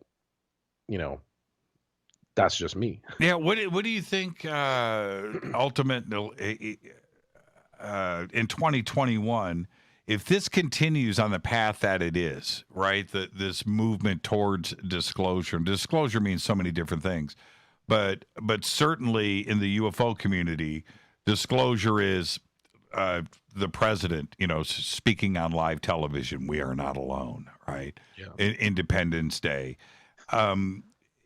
Do you think that that's a possibility for 2021? Do you think that this is going to continue to move in that direction now that conspiracy is completely out of the closet now and in the mainstream? Well, so I'm going to say something that maybe not a lot of people agree with here, but I really don't think that the president in any form really knows what's going on with the UFO task force. Why do you say that? I mean, I know you don't talk politics here, but just look at the last 4 years. If there was aliens, Donald Trump would have been tweeting about that. I really think he would have. I've said that many times. Like that guy can't keep his mouth shut about anything. Right. So you really think that he would hold in? He'd be like, no, be like, listen, there's aliens. I've seen the paperwork. I've seen the documents. I've seen the footage. It's the best footage of any alien you've ever seen. Well done. And there is, we don't do politics, but there is the elephant in the room, right? There's 50 days left in Trump's administration, allegedly. We'll see what happens. December 14th, when the Electoral College, all those votes are counted, Yeah, right. Do you think if Donald knows something that he would let loose maybe and just throw caution to the wind and maybe tweet something about UFOs? I mean, I don't know what his daily vitamin cocktail is, but he has always been kind of and this is all politics aside. He's always been kind of a manic tweeter. I really think if he knew, like, December 14th, we'll all know what it is. We're not going to get into any of that. But I think December 15th, if it turns out that, the new president-elect is Joe Biden, he might. I don't know. But I'm not really sure. I would think probably, just because of all the stuff that we've all seen over the last 4 years, that he might just go out, use that at POTUS on Twitter just one last time and get real cray with it, Yeah. Let Biden deal with this. That would be hilarious. Yes. And sad at the same time. And cool at the same time. That's if he waits until December 13th, 14th, where they're like, listen, Don, I'm sorry, you're not gonna be the president anymore. And he's just starts going on an all-out rampage on Twitter and starts revealing government secrets. 2 a.m. Yeah, 2 a.m. for the Oval Office. String of tweets. I could see it happening. I could too. And this is the thing, that when we talk about conspiracy theory, which I enjoy, and I enjoy the research, I keep myself sane. I know that you heard my opening statements. I keep myself sane by not going all in. I just don't do it. Same. You have to operate that way. But the last 4 years, I had said, do we really want? It's like this. The disclosure movement wants and believes and just prays and hopes for the day that this is all openly discussed in the Senate and Congress, from the Oval Office, from the Pentagon, the military. Let's just get this all out there because they have lives invested, right? 30 years, 40 years into this subject of ridicule and tinfoil hats, and we're the crazy ones, where finally they can get some relief in the pressure, right? And have this stuff discussed out in the open. I said the opposite. I don't really know if that's what we want out of Washington, whether it's the White House or the Pentagon. Do we really want this stuff openly discussed? I'm not so sure, because I believe that there are people in the Pentagon, in the military industrial complex that believe in conspiracies just like we do, right? Oh, of course. Right? I know somebody who works for the DOD. And there are certain things that he believes in that are, working for the Department of Defense. You probably shouldn't. You guys can't see it, but Kyle's laughing as he says. But that's exactly my point, right? Yeah. These are the people that are in control of our defenses, right? Nuclear missiles, fleets of jets. Is that a zone where we need to go into? I'm not so sure. No, and then we're going to be voting on, each state's going to be voting on, all right, who's going to send the nuke up to that spaceship this year? You know what I mean? Like, I don't know. Like, I'm cool with it being how it is, kind of like low key underground. And honestly, I'll take an old school tinfoil hat over any of the new school tinfoil hats any day. You know what I mean? I do. I'm right there with you. I like our conspiracies kept to us. But and I'll tell you why. We in the conspiracy theory community know how to deal with it. Yeah. Right? We know how to deal with it. We've been dealing with it forever. And I'm just not so sure. You got to be careful what you wish for. What do you make of the conversations that have been going around lately about a fake alien invasion? Oh, I've not heard about that. Oh, you haven't? No. Okay. Well, let me throw this out there at you. Throw it at me. There is a pretty solid conspiracy theory. It's been going around for a couple of decades called Project Bluebeam. And Project Bluebeam is a technology, stay with me on this, Kyle, a holographic image projected in the sky. You can do with it what you want, right? Yeah. And they did it with Tupac. Did it with Dio, right? Yeah. So in the original Desert Storm, like images of Allah in the sky, right? Project and freaking out the Iraqi soldiers, right? And using that kind of technology. So we know that 3D holographic images are reality today. But to fake an alien invasion to unite the world, right? Project Independence Day over Los Angeles and Moscow and London and have these crafts up there. The reason now, why would this go along with the the conspiracy of the New World Order? And yes, but that's exactly it, and that's how that would be the first stage. That would be the first stage of uniting all of our continent, which would be Canada, North America, Mexico, South America, to where we would have one currency, kind of like how Europe is the Amero, and kind of just make it one thing instead of four separate things or multiple different things, because they're all different countries, Mexico and South America and stuff. I mean, I really think that if they were going to fake an alien invasion, I really think a virus, and everybody bought all the toilet paper. Right. If MFers start seeing alien battles in the sky,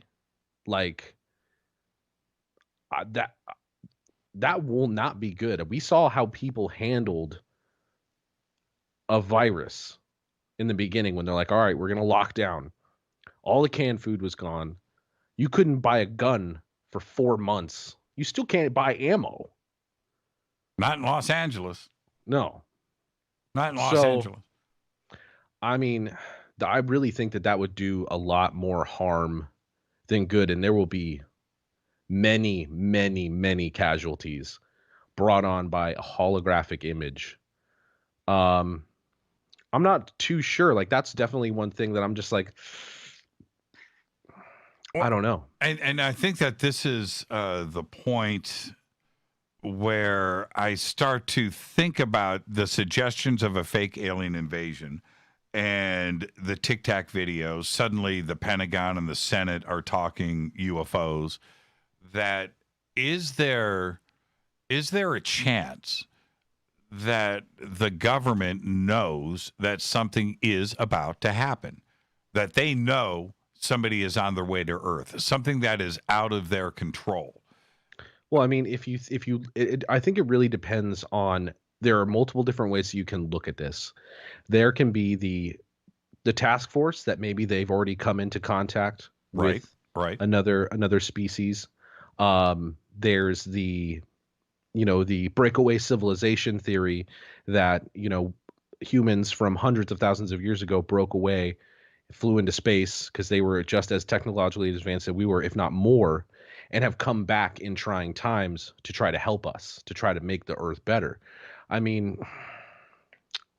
I'm not too sure. I mean, I think if something was going to happen, we and anybody affiliated with the government, I don't think that they would know. I don't think it would be like a movie where it's just like, you have 1 hour to give us what we want, or we're going to destroy your planet. I think if they wanted to come in and destroy the planet, they would have already. Yeah, they would have taken it over. Or maybe that's exactly what happened, and that's why we're living in a simulation. You know what I mean? Like, it could be that too. And we're, it's kind of like the Matrix. Like, we're powering the world that the aliens have taken over. And we have, we're going to go right back to that thought. Let's table that for a second. In the media, it's not just UFOs, right? We have fast radio burst, right, that we're detecting, new exoplanets every single day. We've got asteroid flybys. We've got all of this suggestion about what is going on out there in the universe, and it has been constant over the last couple of years. This has been spoon-fed out into the public. Is it to acclimate us to alien contact? I mean, I think, the way to do it would be to drip feed everybody small bits of information here or there. And then, like, you saw how people reacted to any major UFO news this year. It was kind of just like, unless you're really into it, it was kind of just like, meh. So they'll drip feed you little bits and bits and bits, drop something big, see what the reaction is. Oh, no one's panicking. No one's doing drip, drip, drip, something. And then, who knows, next year we could get something much bigger, and then they can gauge the reaction of the people from that. And I mean, it definitely seems plausible that they are just kind of, just giving us the dripper. And, or we haven't had contact, it's one of those things, but I think if there was going to be a detrimental, alien attack, it would have happened, or we would never actually know about it. Now, okay, so let's go back to those videos, those 3 videos. What was your reaction when you first saw them? Did you see UFOs or did you not? What, the Tic Tac video? Yes. I mean, I've never seen anything move like that. I mean, you're going from like just above sea level to where fighter jets are flying within seconds. It wasn't picked up by any of the radar. I mean, it was, but the movements weren't. Right. It was moving so fast that in the time that it takes the radar to spin all the way around, it couldn't pick up its movements from there. And I mean, it looks funny. It might not be what we think an alien spacecraft looks like, but it could have been a type of reconnaissance ship. It doesn't have to be a big battle alien ship because, you know, people can see those. I mean, unless, you know, you go based on the fact that they have camouflaging techniques and what have you. But if they were just coming down to look at stuff, I mean, I don't think you'd have to bring a big ship. No, look, you know? well, see, and that's one of the best points. It could, and it might not even have been manned. We have drones. That could have been a space drone. We're flying stuff to Mars and Jupiter and Saturn all the time, right? Yeah. Probes and landing stuff and checking out the planet. Yeah. Certainly, that would be the best and most efficient way for ET to be checking out Earth. It doesn't have to be piloted by little green men necessarily, does it? No, it could have been a reconnaissance drone. And I mean, the way it moved similarly to how our drones move, up and down, left and right. You know, it didn't move like a spaceship or like an aircraft. Would you be okay if it was revealed that it was our technology, not necessarily the United States, could have been, being tested on our own Navy? Maybe would you be surprised if it was the Russians or the Chinese invading our airspace? That would be definitely concerning because, you know, with Russia and China, I know we're not in the best of standings. You know, they're not our allies. But I think if it came to find out that those Tic Tacs were Russian, China, any other country that was invading our airspace to see if they could fool our Navy into thinking that it was something else. Mm-hmm. I mean, you might as well just sign that World War III document right there. You know what that's I mean? right. Would that be scarier than UFOs? Right? Nuclear holocaust scares me more than UFOs. Yeah, that's exactly the point. You know, if it came to that, I want it to be alien. And I still do. I mean, I really do. I'm just not so sure what my eyes are seeing. What I do find interesting here is that there seems to be, or was, a certain amount of cooperation between the Pentagon and Tom DeLonge and his company. And why do it, and why do it now? Do you ever ask yourself that question? Not really, just because there's always been those kind of throughout the years, you know, every now and again you'll hear something like, oh, there was the Phoenix Lights, you know, that was kind of a big news story that wasn't really shoved under the carpet. I mean, I don't know. And I mean, all the testimonies from the pilots that saw the Tic Tac, like I think his name is Lieutenant Faber. Yeah, Fravor. Fravor, I'm sorry. Yeah, Dave Fravor. I mean, that's a guy who's been in the military a long time. Those guys get psych evals. Those guys get tests all the time, especially being a pilot. You know what I mean? Landing on an aircraft carrier. Exactly. Yes. Like, yo. Right. So, I mean, I kind of just take it. I take it at more than face value, but I kind of file it into the documents of how I believe Bob Lazar. I believe Lieutenant Fravor. You know what I mean? And I don't know. Now, you're from the Valley. Yeah. Born and raised in Burbank. Born and raised in Burbank. Same hospital that our daughters was born at, St. Joe. Right across the street from Johnny Carson. You know what I mean? And you know what? That is one of the trippiest things. When you look at St. Joe and then you look across the street at the Tonight Show, right? Yeah. Buena Vista and Alameda, man. Right. So, but did you know that Bob Lazar is from the Valley? After I had watched the documentary, I kind of figured out that he was from the Valley. Went to Pierce College. Oh man, that's literally the Valley. That is the actual Valley. That is the actual Valley. Before we head to a break right here, and staying on this with everything.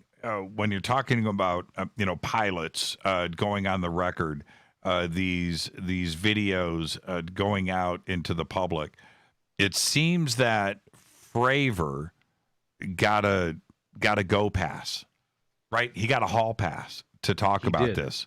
He did. And maybe it's just because, the UFO task force or whomever's in charge of, the aliens was just like, you know what? Let's just see what happens. Let's see how people react to it.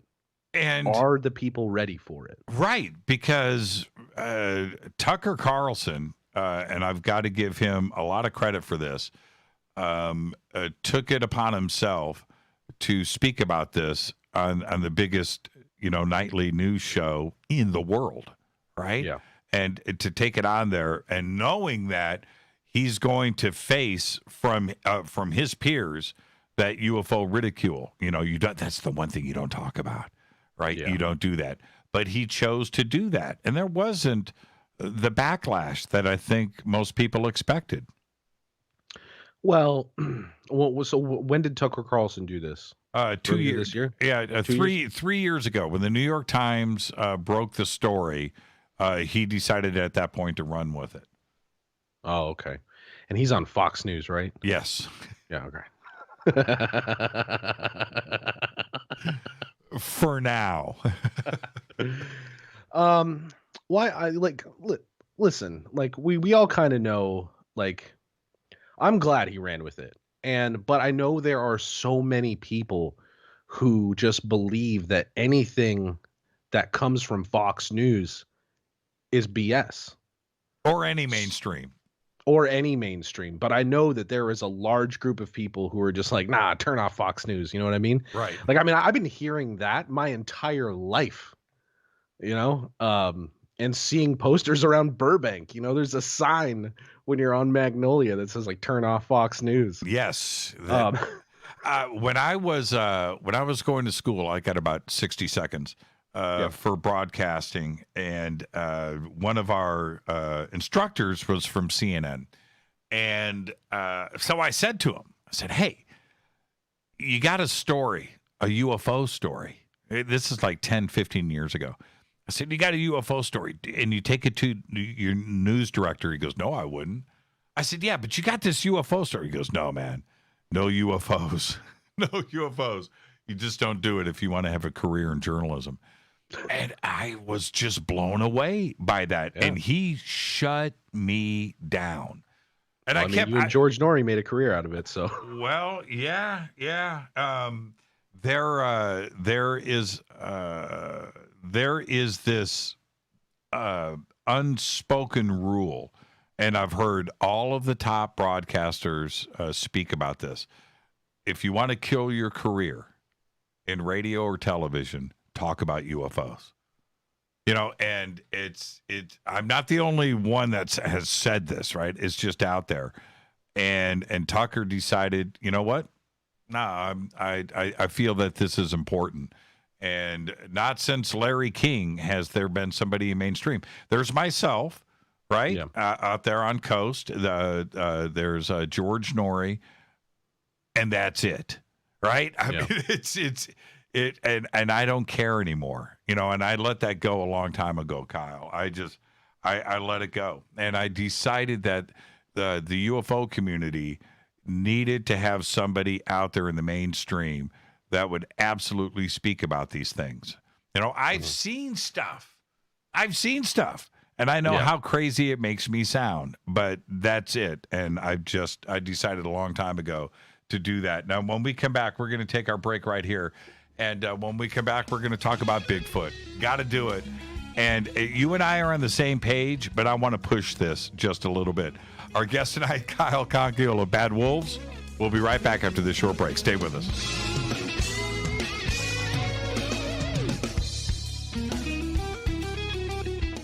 Hi, everybody. This is Rob Halford, the Metal Guard on JimmyChurchRadio.com. This is KGRA Digital Broadcasting Station, Salt Lake City, Utah, Van Buren, Arkansas.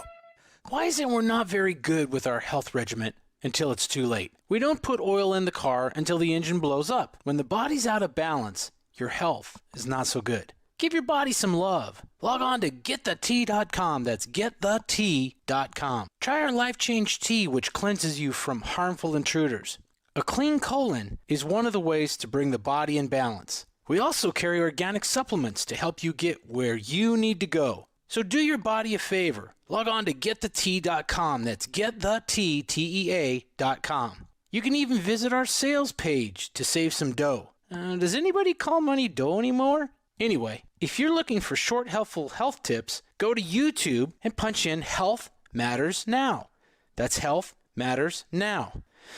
So, log on to getthetea.com, shop, get balanced, then learn some cool tips at Health Matters Now. You'll be glad you did. That's getthetea.com. Your contact for current news and trending topics. KGRAradio.com. This is Jimmy Church of Fade to Black, and I only drink Fade to Black blend coffee from Rivermoon. Just click on the Rivermoon Coffee banner at jimmychurchradio.com. Promo code F2B Blend. Let's face it, you've always wanted to do a sky watch and see your first UFO. Today, it's easy. Just get your own HP7 3B Cobalt Jimmy Church Edition night vision goggles from Hoffman's Optics. This is the same U.S. military system that I use, featuring a Generation 3 blue phosphor image tube.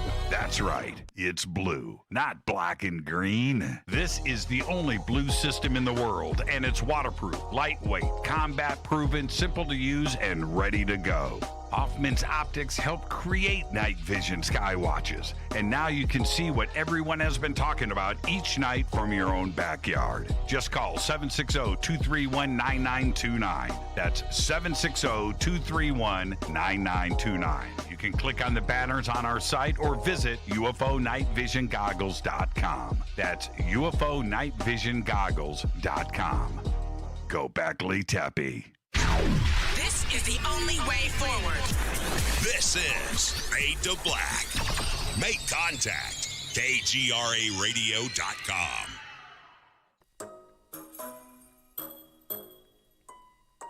When you're in the house for longer periods of time, you can see them flying or running across the floor. Ooh, yuck. They're unhealthy, gross, and disgusting. Bugs. I loathe bugs. We keep a clean home, but occasionally bugs show up. Well, I found something that is tougher than bugs. Orange Guard. On contact, it kills hidden bugs, including ants, roaches, and fleas. Plus, Orange Guard is a residual repellent. All of the ingredients of Orange Guard are on the FDA generally recognized as safe list. Orange Guard may be used around food, humans, and pets. It comes with a 30-day money-back guarantee. Orange Guard. Available at orangeguard.com, Whole Foods, and Ace Hardware. Telepath is a weekly digital newsletter filled with the latest paranormal news, trending topics, and fresh articles from some of the most popular critical thinkers in the community today. Stay informed on your favorite paranormal podcasts and live streaming talk shows. Interact with the Telepath and upload your paranormal story or pics. It could be featured in an upcoming edition. Sign up right now for the free Telepath newsletter at paranormal.radio. That's paranormal.radio.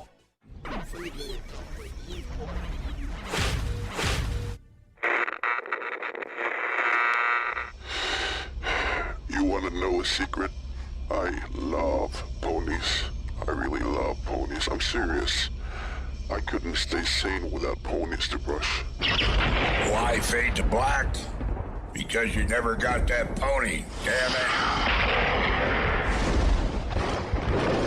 This is Fade to Black with Jimmy Church on the Game Changer Radio Network and KGRA, the Global Radio Alliance.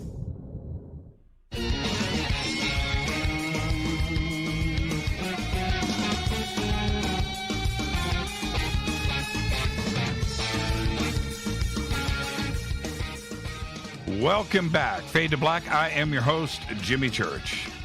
Tonight, our guest is Kyle Konkiel of Bad Wolves. And before we get back to the conversation, I want to tell everybody about Virtual Shield VPN because I run a lot of computers in here. I have 6 that runs the show each night. And I I surf the net anonymously. I do it securely. Last year, over 100 trillion pieces of personal data were shared, sold, traded. Your data. All right. You need to know that. Taken from like a website that you are on right now as you are listening to this show. You've got to do what I do. I don't like being spied on. I don't like being spied on by anybody, advertisers. I just don't want it to happen, which is why I use Virtual Shield. All right. Now, if you want to browse the internet anonymously and securely like I do, please visit virtualshield.com/fade to black. You can go over to the website. There are links there. You can click and head over. You can also click on the link in the description box below this video right now. And when you do, you can get Virtual Shield VPN for free today. So go check it out. Click on the links right there. All right. Our guest tonight, Kyle Konkiel. And Kyle, I want to talk about Bigfoot for a second. What do you think? Now, when I was growing up, I was like, oh, yeah. I mean, I grew up watching like Harry and the Hendersons and, the legendary Bigfoot footage that was, shown. And my stepdad was really into it. And he was like, yo, there's Bigfoot out there. But as I've gotten older, I really don't think that there is something living in the Pacific Northwest or British Columbia that, maybe Canada, because there's only like 100 miles from the American border up in Canada that's inhabitable. So it would make sense if it was up in the Yukon and stuff like that. But in America, it doesn't seem plausible that there is an entirely new, well, I guess not new, but an entirely different species of creature like lurking out in the woods, especially with how large it is. Why? You know what I mean? But why go there? I have my reasons for going there, but why you? I really feel like in America, first of all, I just don't think something that big can be that fast. Like they're basically putting like the abilities of like the Incredible Hulk on Bigfoot where he can just disappear. Like, I don't think something that big is that agile, first of all. And there would be, fecal matter left behind. You would still be seeing large footprints. There's been a decent amount of footprints, but it could have been, what's that thing called it's the big monkey man. I forget what it's called. A Yeti? No, it was like an actual thing that lived like 100,000 years ago. Oh, Cro-Magnon. It was like something Opithecus. I can't remember. Okay. But it was a large Neanderthal. You just said it. Gorilla type thing that was large. It was like 10 feet tall, 20 feet tall. Right. The Australopithecus or whatever it's called. Anyways, I just don't think in modern day America anything like that would be able to hide. I know plenty of guys who go out and hunt and explore all these woods. There's guys like Adam Greenfield who go out there for months at a time and they've never seen anything like that. Now, it would make more sense to me if, like I said, it was in northern Canada where it's super uninhabitable. You can't live there. That, I think, would make more sense. Now, you've been on tour. Yeah. You've driven, and I know what it's like to be on tour in a tour bus, and you're just driving for hours and hours and hours, and you're looking out the window. I just, a few months ago, I drove in my Jeep. I went from Los Angeles to the Canadian border and back. And driving on these highways through the redwoods and through these mountains, looking at miles and miles and miles and miles of forest, covered in these redwoods. You're looking out, and I can't help but think to myself, no human has ever been in there. It's right. There's no way that anybody's ever walked through that ever. With all the population of LA and New York, and you think of these concrete jungles that we live in here. But when you get up into Northern California through Oregon and up into Washington, you're driving through these areas where anything could be living in there. I mean, yeah. I mean, I've driven through the Siskiyous, and which is just north of Redding, California, and you go up and you go down, and it's literally just forest for ever as far as the eye can see. Right. But I mean, there's locals to that area, and I'm sure there's a lot of hunters up there. I know that they have a big archery tournament in Redding, California every year where you got to shoot the Bigfoot, which is a big, tall, like foam Bigfoot that they have there. Right. But I mean, I don't know. I feel like if there were big feet, would that be the way to? That's the way to say it. If there were big feet, they have definitely migrated north to where that they know that there is no human population. I'm on the fence, and I'm on the fence for a lot of different reasons. One, we haven't found a corpse, right? Yeah, that's another one. Yeah, you'd think somebody would have hit one with a car, right? We hit deer all day long. Millions of deer every rut. It's a tragedy. They need our donations now. But there's that part of it.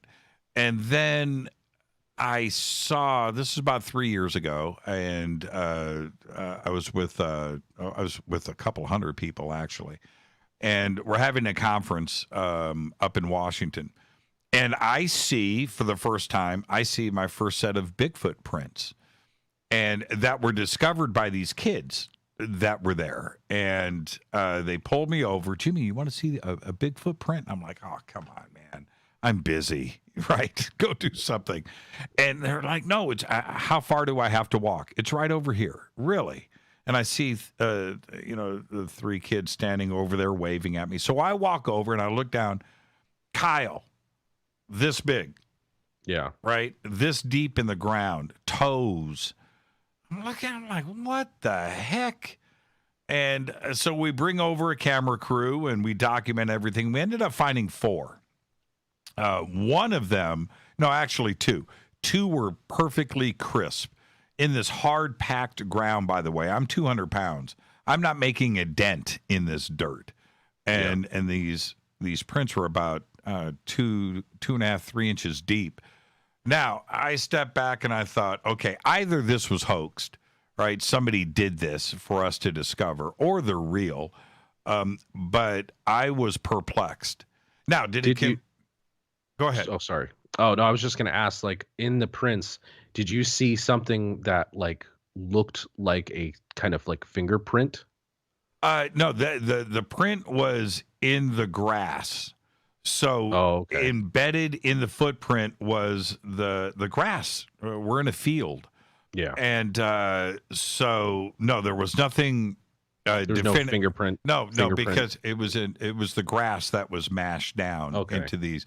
But did it convince me that Bigfoot is real? No, but I got to tell you, the hair stood up on the back of my neck when I saw. I mean, I couldn't believe.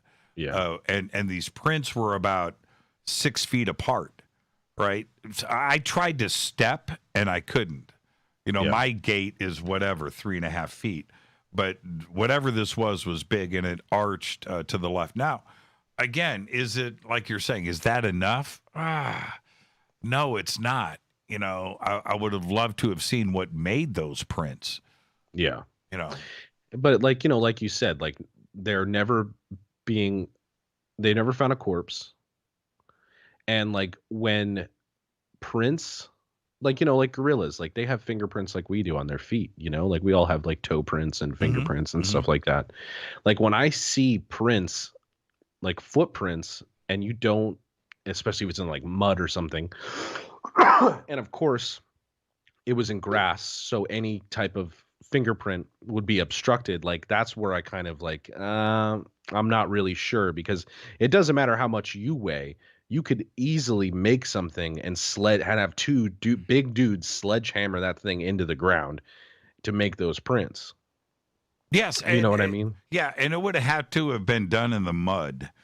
The ground was too hard packed at that point, unless this thing was, 15 tons. But what about the interdimensional aspect of it, where maybe Bigfoot is just visiting, right? And coming from another parallel world or another dimension. Maybe it's a UFO, but that's why we haven't found a corpse. Yeah. Because there's an interdimensional aspect to Bigfoot. And I'm more okay with that than I am, like you're saying, as some species that is just, hiding from us. Yeah. I mean, even that, I think for me is a stretch. Like when it comes to, like, I believe that there are parallel universes, but I really don't think that there is a way to tread between them. Like maybe, deja vu is kind of like our glimpse into the parallel universe, or, I mean, I just think it would literally mess up the time-space continuum if you had like, the Jimmy Church from this parallel universe crossing into our parallel universe. You can't handle two of the same beings that are occupying the same space at the same time. God, what was that movie when they were in space and they traveled? Oh, the Cloverfield paradox. Oh yeah, that's a great movie, actually. Yeah, they kind of delve with that. They, when they were going to, power up their device and it shot them through to a parallel universe where everything was different, and then people started like melting into the ship. Right. I don't know. Like, I really think that, maybe because, Bigfoot doesn't exist in our plane, that if they were able to travel between parallel universes or what have you, that would make more sense. But like you said, not getting corpses. There was that whole thing with the original Bigfoot footage from the 60s that, like, people say, oh, it's so grainy. Oh, but I saw the zipper. And then there was the guy who was like, no, that was me in the suit. I don't know. I would definitely have to, for me to be more of a believer, I would definitely have to come in contact with something that was just a little bit more rock solid. I mean, don't get me wrong. I'm sure I would have been just as in awe as you were when you saw those prints in the ground. I probably would have pooed my pants. I almost lost my mind. I was confused. And the reason for that is because I'm trying to think logically here. And as I'm looking at this footprint, and I'm standing there, and I'm not denting the dirt. And these looked fresh to me. Yeah. Right. This was grass that was mashed down. And if I'm not denting the dirt, then somebody couldn't have made. It wasn't somebody running around with Bigfoot shoes on. Right. Yeah. The gate was too far apart. So, and I'm just trying to rationalize and trying to figure all of this out. I'm trying to debunk it. But the thing that was messing with my head was I was standing right there, and I was not denting anything. I wasn't going into the dirt this much. Yeah. Right? An eighth of an inch, let alone this print as I'm sticking my finger down in it on video. And it's going, my whole finger is going to the bottom of the footprint. What made this? Yeah. You know? Like I said, the only thing I can really think of is, I know it rains a lot in Washington State, and maybe it could have been used with some sort of mold. I don't know. I'm with you on all of this. I'm with. Yeah. It was pretty amazing for me to see. Now, let me look at the clock. We've only got a few minutes left. You want to do some overtime? Do you have anything? Do you have anything? You got nothing going on tomorrow? You don't have to get up early. No. For band practice or anything? Nah, I'm doing a Twitch stream tomorrow, but that's not till the afternoon. Yeah, right on. Is that time travel? this is another aspect of I study physics a lot, and the references to the possibility of time travel being real or not is pretty fascinating to me. Is this something that you've looked into?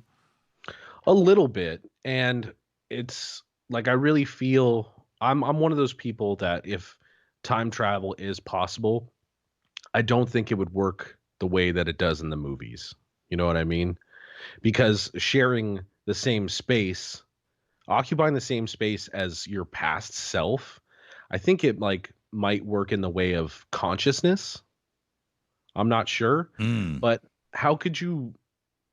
And again, there might be someone who can actually answer this. Like, how could I occupy the same space as myself? Stand there and look at yourself physically. Yeah. Yeah. I mean, that to me is just like the world's going to implode or something, so maybe you're going back in time via your consciousness makes more sense. To observe. Yeah. Not to interact. Yeah. Or maybe, I mean, I really don't know, because there's a whole bunch of different, ways that it's been portrayed through popular, pop culture and media over the last, 40, 50 years? Right. H.G. Wells, The Time Machine. Yeah. Right. Yeah. So, I mean, but then again, I could be completely wrong, because maybe we haven't seen any time travelers yet, because I mean, no one wants to come to 2020, but maybe it just opens up to another plane of existence. So it's like we're living this straight line.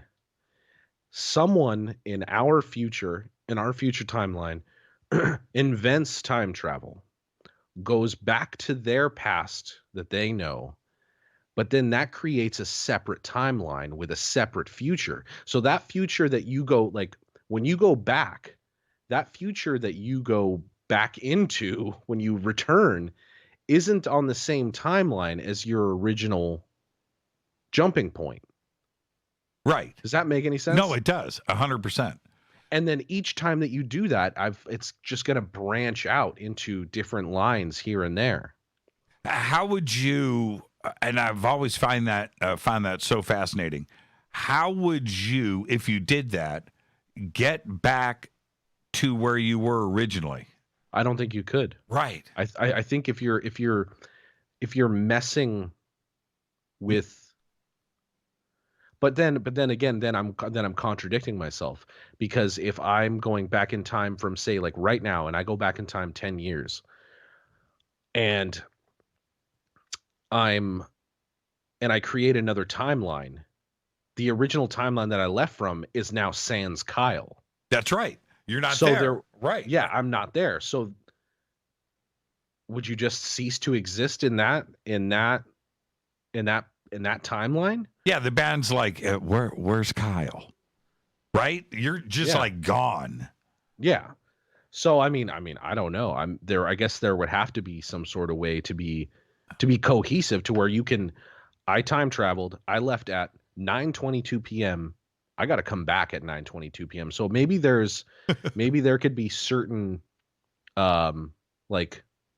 rules, and it would make sense. Like, you need to come back the exact same time that you left, or else a wormhole happens, which is fine. If you're time traveling and you have the ability to go back and do that, you should be able to pick the time that you come back. Or it's just like, oh, hey, I can time travel to a specific day, but not at a specific time.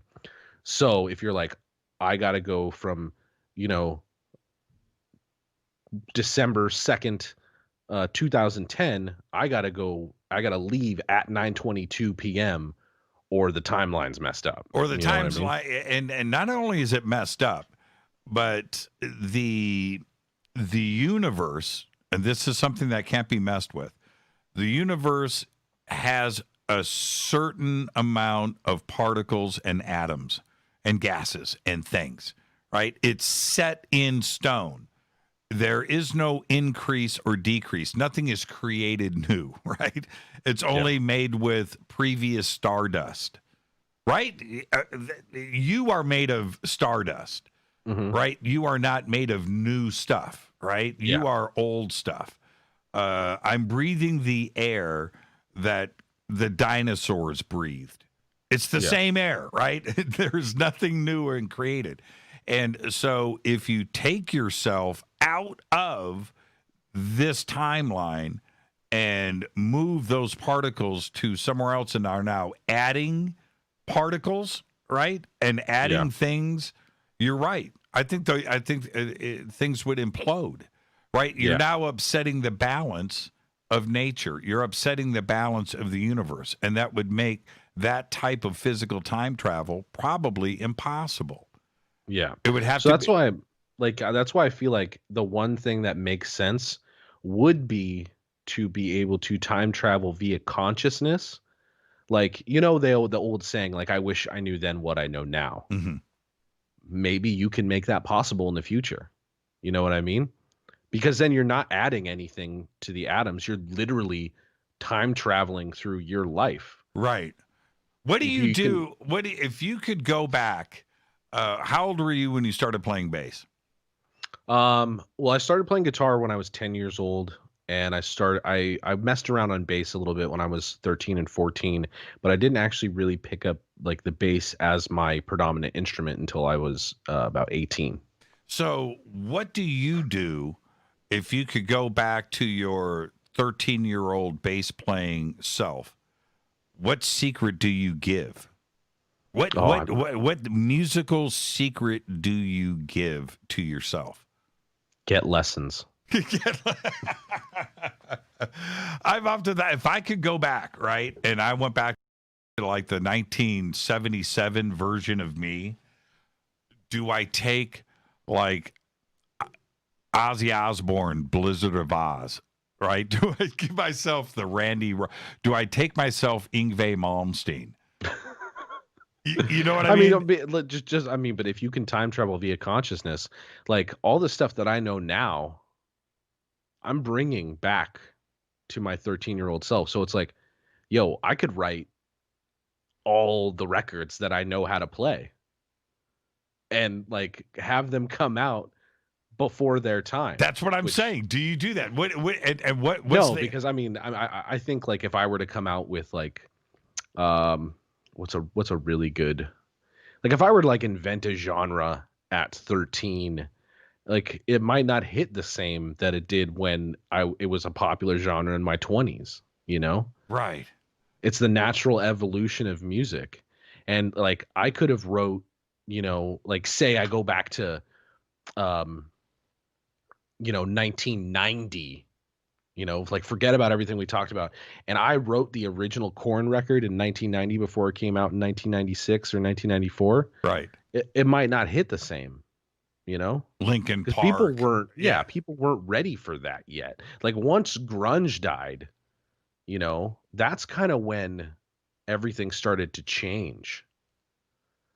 And so I think if I were to go back and try to completely steal somebody's music to try to financially benefit myself, I really think it would have the literal opposite effect, because there's like a bridge that you're not getting. There's like influences that they've had that made the music that they wrote and came out with such influential music themselves. There's a piece that's missing, and I don't think it would hit the same. You don't think if you busted out with Rage Against the Machine in 1990, right? You know what I mean? And that would have caught? No, because I think in the time, because Rage Against the Machine only played like one show, I think, before they were signed. It was ridiculous. But there was a lot of stuff going on around that time. There was like, the Rodney King, there was all this political stuff going on. There was a whole bunch. It was like a political revolution. And then here comes this band, and many people may not realize like how much they were politically affiliated, but there was an attitude that came into writing those songs that were based off of their experiences and the stuff that was happening in that present time that I don't think that you could replicate. Even if you played those songs note for note, sang them note for note, I don't think it would come across the same. You don't think so? You're probably right there. And thank you for making me feel a little bit dumber than I thought I was being kind of smart. And the reason why I say it like I do is there were a few things. I'm literally 30 seconds past my commercial break. I'm letting the network know. I'll take my break in 30 seconds. That there were a few things that broke out that were timeless. Rage Against the Machine today is fresh to me, right? Yeah. I listened to it today, and it sounds as fresh as it did in 1995 when my mind was blown. Corrosion of Conformity, and the things that were happening back then. I listened to them today, and I feel like they could have been released today. Pantera, it still has that same effect on me. I mean, Pantera was around a long time before Cowboys of Hell came out. Not a lot of people know that. That's right. They had Black Magic. Yes. They were doing they tried a whole bunch of different styles before they were just like, you know what? Let's just do what we like. Right. Let's not try to be like Skid Row or Motley Crue. Let's do what feels good to us. And we got that timeless album, Cowboys from Hell. It's still today one of the greatest albums in the history of everything. Let's take our quick break. We're going to do some overtime. Kyle Konkiel is here, Bad Wolves bassist. I am your host, Jimmy Church. Stay right there. We're doing overtime next after this short break on the Game Changer Network and KGRA, The Planet. You can follow me at Church Radio on Twitter. You can follow Kyle at KS Konkiel. We've got it all up in the Twitter feed right in front of me. We'll be right back after this short break. Stay with us.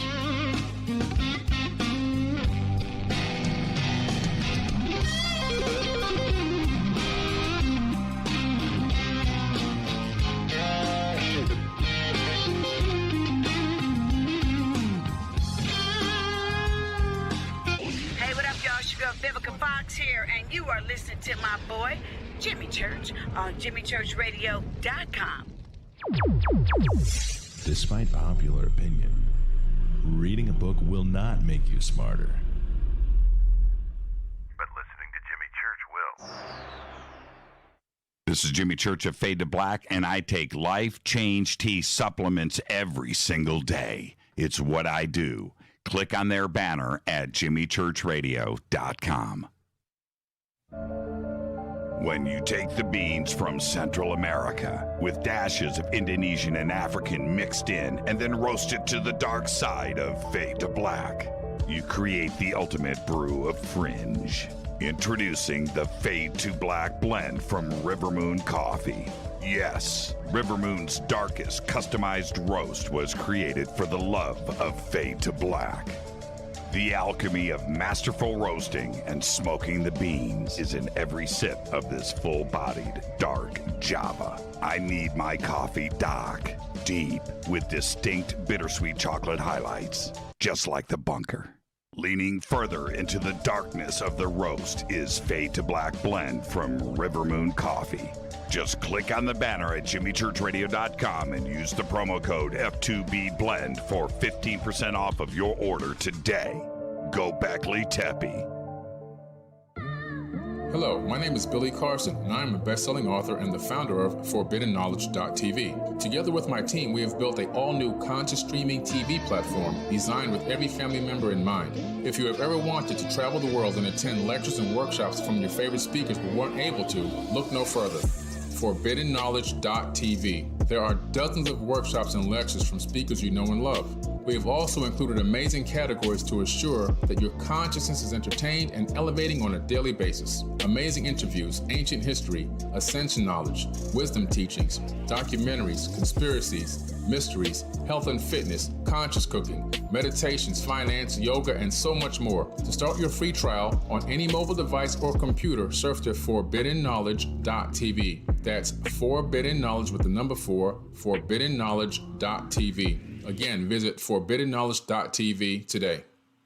The older we get, the more important it is to stay active and healthy. I exercise regularly, eat right, but recently some new aches and pains have really put a cramp in my routine. A good friend recently told me about Angioprim. She said Angioprim is the original liquid oral chelation supplement, helping people since 2003. Chelation helps remove toxins, heavy metals, calcium, and cholesterol in veins and arteries that may cause blockages and lead to unexplained pain. Research shows the active ingredient in Angioprim has superior oral chelation action that may help promote good cardiovascular health. After a few weeks of taking Angioprim, my pain was gone. Now I'm back and more physically active than ever. Find out more. Go to angioprim.com, ANGIOPRIM.com, or talk to a trained consultant. Call Angioprim right now, 954-882-7221. That's 954-882-7221.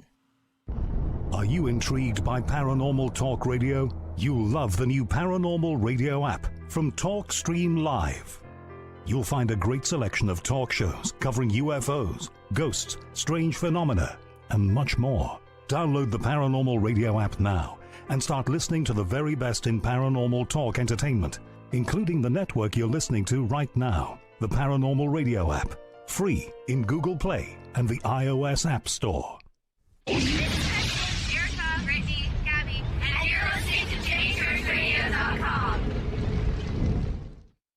It's not a lifestyle we chose. We were born this way. KGRARadio.com.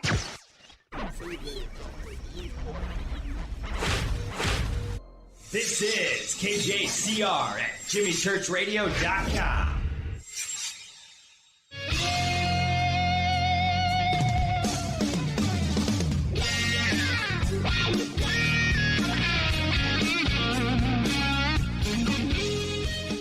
Welcome back, Fade to Black. I'm your host, Jimmy Church. Heading into overtime, Kyle Konkiel of Bad Wolves, the bassist, is with us tonight. What a great conversation, and I want to go into a different zone, and that's what's cool about overtime, Kyle, is the pressure's off, right? We can just goof off. But I want to ask you this question, and just be straight with me. What is it about musicians and the paranormal and the supernatural? What's going on there? It's a marriage made in heaven, I think. Well, I really think to do what I do and a lot of my other friends do as a profession, you need to be a little bit crazy. It's not an easy lifestyle. And I really think you have to be maybe just a little off center to be able to stay sane. Because there's a lot of guys that I've met who have toured, done 1 or 2 tours. They're like, I'm never doing that again. And I would kind of place those into like the normal people realm. And then there is the unnormal people realm. And I mean, I've like, I might not have had many UFO sightings or Bigfoot sightings, but I am definitely sensitive when it comes to things supernatural. You know, I referred to it, you know, my ex actually used to refer to it as the darkness. And like, it's something that's followed me around since I was a child. I don't know if it's the same thing. I haven't experienced it at where I'm at now, but there were points in my life where I have seen things that were unexplainable in the supernatural realm. And I think maybe because there's that extra thing, or maybe there's something missing in my brain, that because I'm a musician, maybe I'm more sensitive to certain things. But I mean, yeah, I think it's just because we're all a little bit nuts. We all have. Do you talk to your bandmates and other musicians about this stuff? Not unless it's brought up first, because I know my crowd. Like, I typically won't. My public persona is that, and my private life is completely different than the persona that's out there online, because that's how I want it to be. I want my public image to be pretty neutral. I don't like, I don't want to. Not that I'm like afraid of losing followers, but I don't want to divide any of my fans. So I tend to keep stuff, like politics, personal opinions on the supernatural, aliens, stuff like that. Like if you know me and you're into that, we can talk about that. But it's not something I typically bring up unless, it's been brought up. Well, now you're out of the closet, right? Oh, it's fine. Right. There are going to be people now that are going to come up to you. Dude, I heard you on Fade to Black. I saw this UFO. Right. and that's fine if they want to talk about it. When it comes to certain things, I try to come at it with like, all right, cool. Where did you see it? Let me see. Do you have the footage? Do you, cause we all have high megapixel cameras in our pockets these days. Right. Which is weird because I don't know if it's me, but I feel like maybe there's, minus the stuff that's come out this year, I feel like there's been less UFO sightings since the invention of the smartphone. Interesting. It could be me. Or maybe it was just more of a big deal. Maybe I'm not plugged into the right channels. Right. But I feel like seeing a UFO or catching something on tape that is supernatural or paranormal, I feel like, minus the reality shows, I don't really buy into the reality shows like the ghost hunters and stuff like that.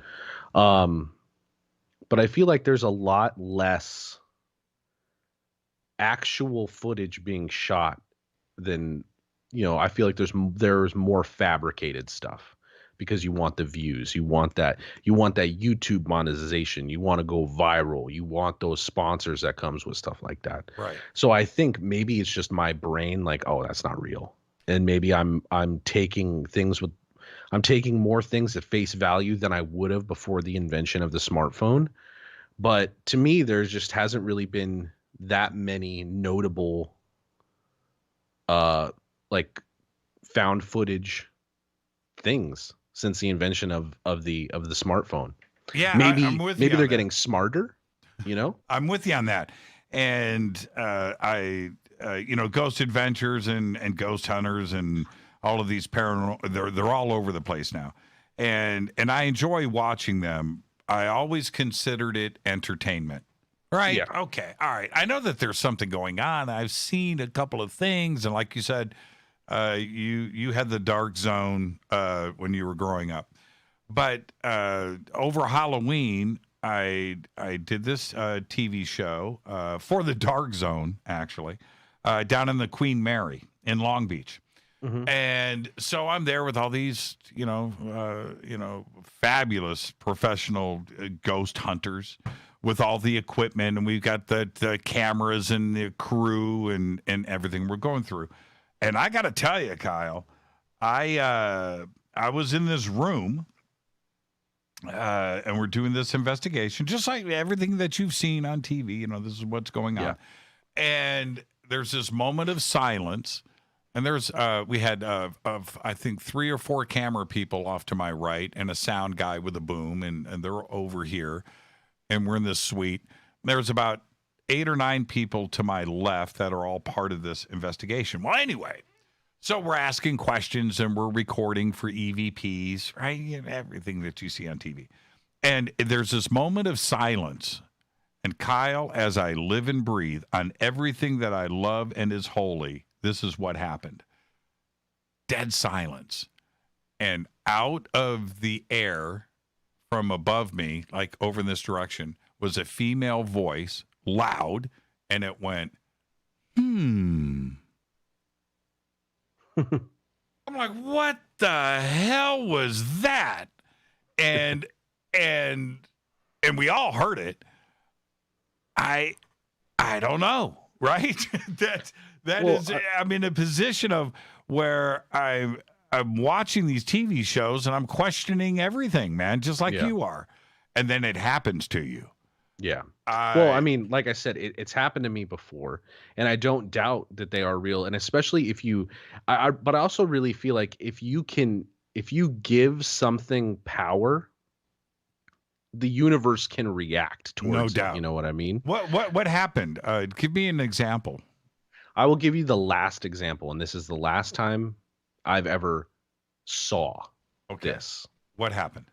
So I was coming home. I'm in my early 20s. I'm still living at home with my mom and my stepdad. And, I used to bring female friends over, from the bar when I'd get home, and I'd sneak them in the back door, and they'd be out before the sun went up. So my parents didn't know. And I remember, and sometimes my dad would be falling asleep watching Twilight Zone on the couch, and sometimes I'd wake him up. He'd never say anything. My dad wasn't a C block. But so I remember one night I'm getting home. I go straight into my room, put all my things away. And I remember I'm going towards the living room, and no, I went into the bathroom first. That's what it was. Sorry. So I go into the bathroom, I go into my room, I come out, and I go talk to my dad. He's awake on the couch, and he goes, "Hey, do you have a friend with you?" And I'm like, "No." He's like, "I know you bring chicks home, dude." He's like, do you got a chick over right now? And I was like, "Nope." He's like, "All right, because when you went back into your room, when you left the bathroom, I saw a brown-haired girl follow you into your room. So I was like, no, there's nobody here. You can come look. Like, I wouldn't lie to you about this." And there was two bedrooms down my hallway. There's the back door, my room, and then we called the middle room. I hated the middle room. I always hated the middle room. And I remember I would always close that door if it was open. I would just always close it, and it would always open up. And I remember it was kind of open a little bit when I went to go talk to my dad. And when I came back to my room, I felt it. And I looked over, and the window shades were open, and there was moonlight and stuff like that. And I just see a silhouette, a very feminine silhouette. And I look over, and I just grab the door and I close it. I go back into my room, and that was the last time I saw it. I felt it since then, but that was the last time it let me see it. Was it what your dad described? It was a feminine figure with long hair. And because it was dark, I could only make out the silhouette. It basically, just imagine you're looking at it's not a bright moon, but you're looking into a room that has light veering into the window. Right. And you can't really see the corners of the room. You can't make out anything really in the room. But I made out a very specific silhouette of a female figure in that room. Now, you close the door. Yeah. And you walk away. Yeah. Was it because you were like, well, okay, there you go, right? Right. I mean, literally when he told me. Did you close the door because you were scared and then you were freaked out, and did you think about it all night? Or was it just a ghost? Well, so when my dad had asked me, he's like, well, I saw a girl go into your room when you went into the bathroom. That's pretty crazy, actually. But see, where he sits, he has a straight line from where he was sitting on the couch to my room. Now, you wouldn't be able to tell if somebody went into my room or the middle room because the doors are literally this far apart. Sure. So when he told me that, like the hairs on the back of my neck, and I was just like, ugh, I really wish you didn't tell me that. And when I looked in the room, because I would always try not to look in the room. It was a weird room. I didn't like it. When it was dark, I would never look in the room. I would just grab the door handle, close the door. And when I looked in the room, like when someone's staring at you or looking at you, you have that feeling of someone's looking at me. And it made me look. So when I saw it, I was just like, all right, closed the door, went in my room, and I slept with the lights on the rest of the night. Right.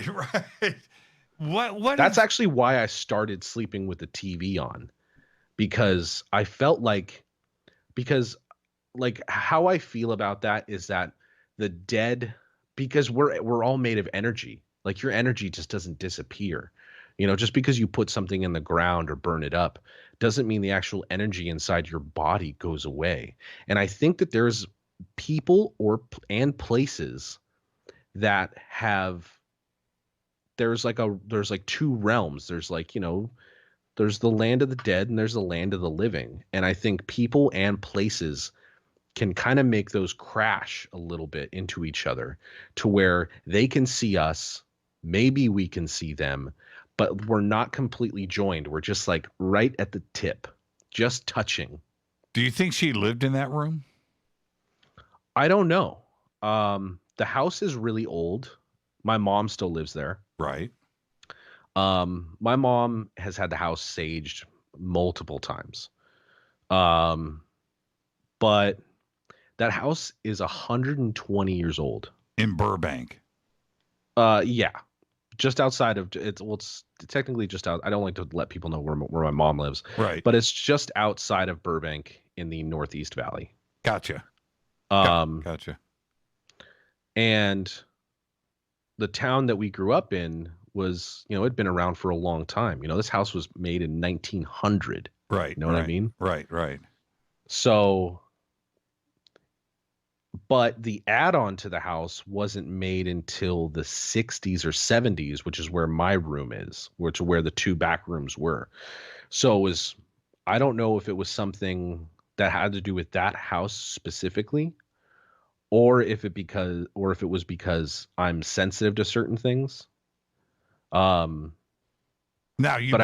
okay. You brought up Kyle showed me his cell phone. He's got a iPhone 11 or 12, right? It's got the 3 cameras on it, right? And he showed this to me. And here you have that experience. And you were just talking about everybody's got a cell phone, but where's the footage? Yeah. You didn't take any pictures. I had a flip phone. Oh, no camera. But you know what I mean? Yeah. In the moment, and sometimes in the moment you don't. Yeah, it happens so fast. Yeah. Was this something that if you had the equipment, do you think you could have photographed it? If I had because the one thing that I feel like is the hardest to get to in a hurry is your camera on your cell phone. Right. Especially if you're trying to film a video, you're going to hit everything else before you get to the proper way to do it. If whatever it was, it also could have been easily my imagination. My dad had put there's a girl. So I could have easily, out of shadows, made a figure of a girl in my head to scare myself, which is totally plausible. But if whatever I was looking at gave me the right amount of time, I would try. I mean, I'd be scared. I'd probably pee my pants scared, but I would definitely attempt to capture it. But who knows? Maybe because I know that there are certain things that the human eye can only see in person. Like anytime you see a picture of someone, oh, look how beautiful the moon is, and they took it on their iPhone, it looks like garbage.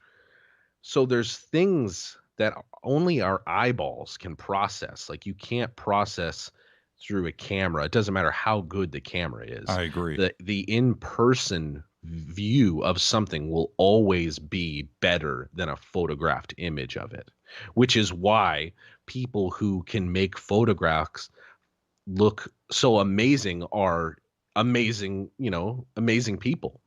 But I don't think that I would have been able to capture what I saw if it was what I thought it was. If it wasn't a figment of my imagination, a shape I made out of the shadows, because there was no noise and my heart was racing. I was, adrenaline pumping. There could be multiple things that I'm misremembering about that situation. I didn't hear any breathing. There was no groans. There was no nothing. It was dead silent. I'll tell you a funny story. It happened last Thursday, right over by your house on what was the corner? Sherman Way and Vineland. Oh yeah. Right there. Okay. Mm-hmm. And no, we turned left on Vineland and we were heading up towards San Fernando Road. Okay. Yep. Okay. Yep. Right by the 5 freeway. And you probably saw this. A fire hydrant got hit by a car, and the geyser was shooting up. On the corner of San Fernando Road, there's like a Chevron there next to the McDonald's. I know you know exactly where I'm talking about. Yeah. And so this thing is shooting 100 feet in the air. And I am fumbling with my cell phone to shoot a video. It's right in front of me. This isn't a fleeting moment of a UFO or a ghost. But you're also at a red light. I'm driving, right? You're driving. You're at a red light. I can't get video to happen on my phone. Right? Yeah, and I've got all the time in the world to shoot. It's the middle of daytime. But the one thing you're not trying to be is that guy sitting at the green light, like filming something that's going on. You know. And I did everything I could, and I still almost blew it. Yeah. Like 3 times. Yeah. And I had 5 minutes to do it. Kyle, what a great conversation tonight, man. And when's I know you're working on the new album. When can we expect it? I'm not exactly sure yet. They were talking about maybe first quarter next year, but we might coincide, if we're still able to do these Disturbed Stain dates in the summer, we might coincide with that. I'm not really sure, but sometime next year. How many tracks are done? Well, I mean, we have a lot of tracks done, but we haven't even picked what's going to be on the record yet. So we're going to be going through probably 20 songs, 30 songs. Really quick. I'm a musician. Are you guys doing this in a studio? Well, we're actually kind of doing it for the most part the way that we've always done it, is over the computer, just sending ideas. Right. John works with a guy, his name's Max, who helps bring John's ideas to life. And then those get sent to a producer. And then Tommy will listen to those, fix some arrangements or what have you. And I mean, we kind of just all have worked remotely regardless anyway. We're not like, we haven't been a band that's just like gotten to a rehearsal place. All right, let's write songs. And then we've never gone into a studio. Okay, let's write this record. It's like, John did all the drums for the last 2 records in Nashville with Mark Lewis with 2 completed tracks, We don't really have that's kind of our way of making records, which is a lot different than how most people make records. It's more on par with how Meshuggah does stuff but it's and we don't really have a set order. If the song is good, then we go with it. And then if all right, cool, we might need to redo the guitars for this or reamp them through something else. And then, I'll come and play bass on everything when it's all done. I'll do my vocals, my background vocals for the record before I even play bass on it. Interesting. Yeah. And see, that's the beauty of technology today, where you can do that, where you can digitally distribute tracks at any level of the production process. Right. Yep. And do your contribution and then come back and it goes to somebody else and they do their thing. And eventually it winds its way back to you and you do your thing again. And can you imagine if we had the ability to do that in the 80s with 2-inch tape? Right. Oh, yeah. Instead of forcing everybody to get in the same mindset at the same time in the same studio to get the magic to happen, which is cool. Right? Yeah. But it's another thing where you can get everybody in their own zone and contribute at the right time. Yeah. Fantastic conversation. And I look forward to inviting myself on Just STFU anytime, man. I would really enjoy it. Thank you so much. Yeah, thanks for having me, man. It's been a blast. Kyle Konkiel, and we just went poll to poll. I'm looking at the clock, and the network's about to cut us off. So I'm going to put Kyle on hold while I read the credits. I've got to get out of here. Fade to Black's executive producer is Rita Camurian. Show's produced by Hilton J. Palm, Renee, Dennis, and Kevin. Announcers are Steve Harder, Gene Vito, and Mark D. Kovar. Webmaster is Drew the Geek. Music, Doug Aldrich. Intro, Spaceboy, spaceboymusic.com. Fade to Black is produced by KJCR for the Game Changer Network, and syndication is KGRA, The Planet. This broadcast is owned and copyrighted 2020 by Fade to Black and the Game Changer Network, Inc. It cannot be rebroadcast, downloaded, copied, or used anywhere in the known universe without written permission from Fade to Black or the Game Changer Network. I'm your host, Jimmy Church. Tomorrow night is Fader Night. Open lines all night long. Until then, I want everybody to be safe. This is Fade to Black.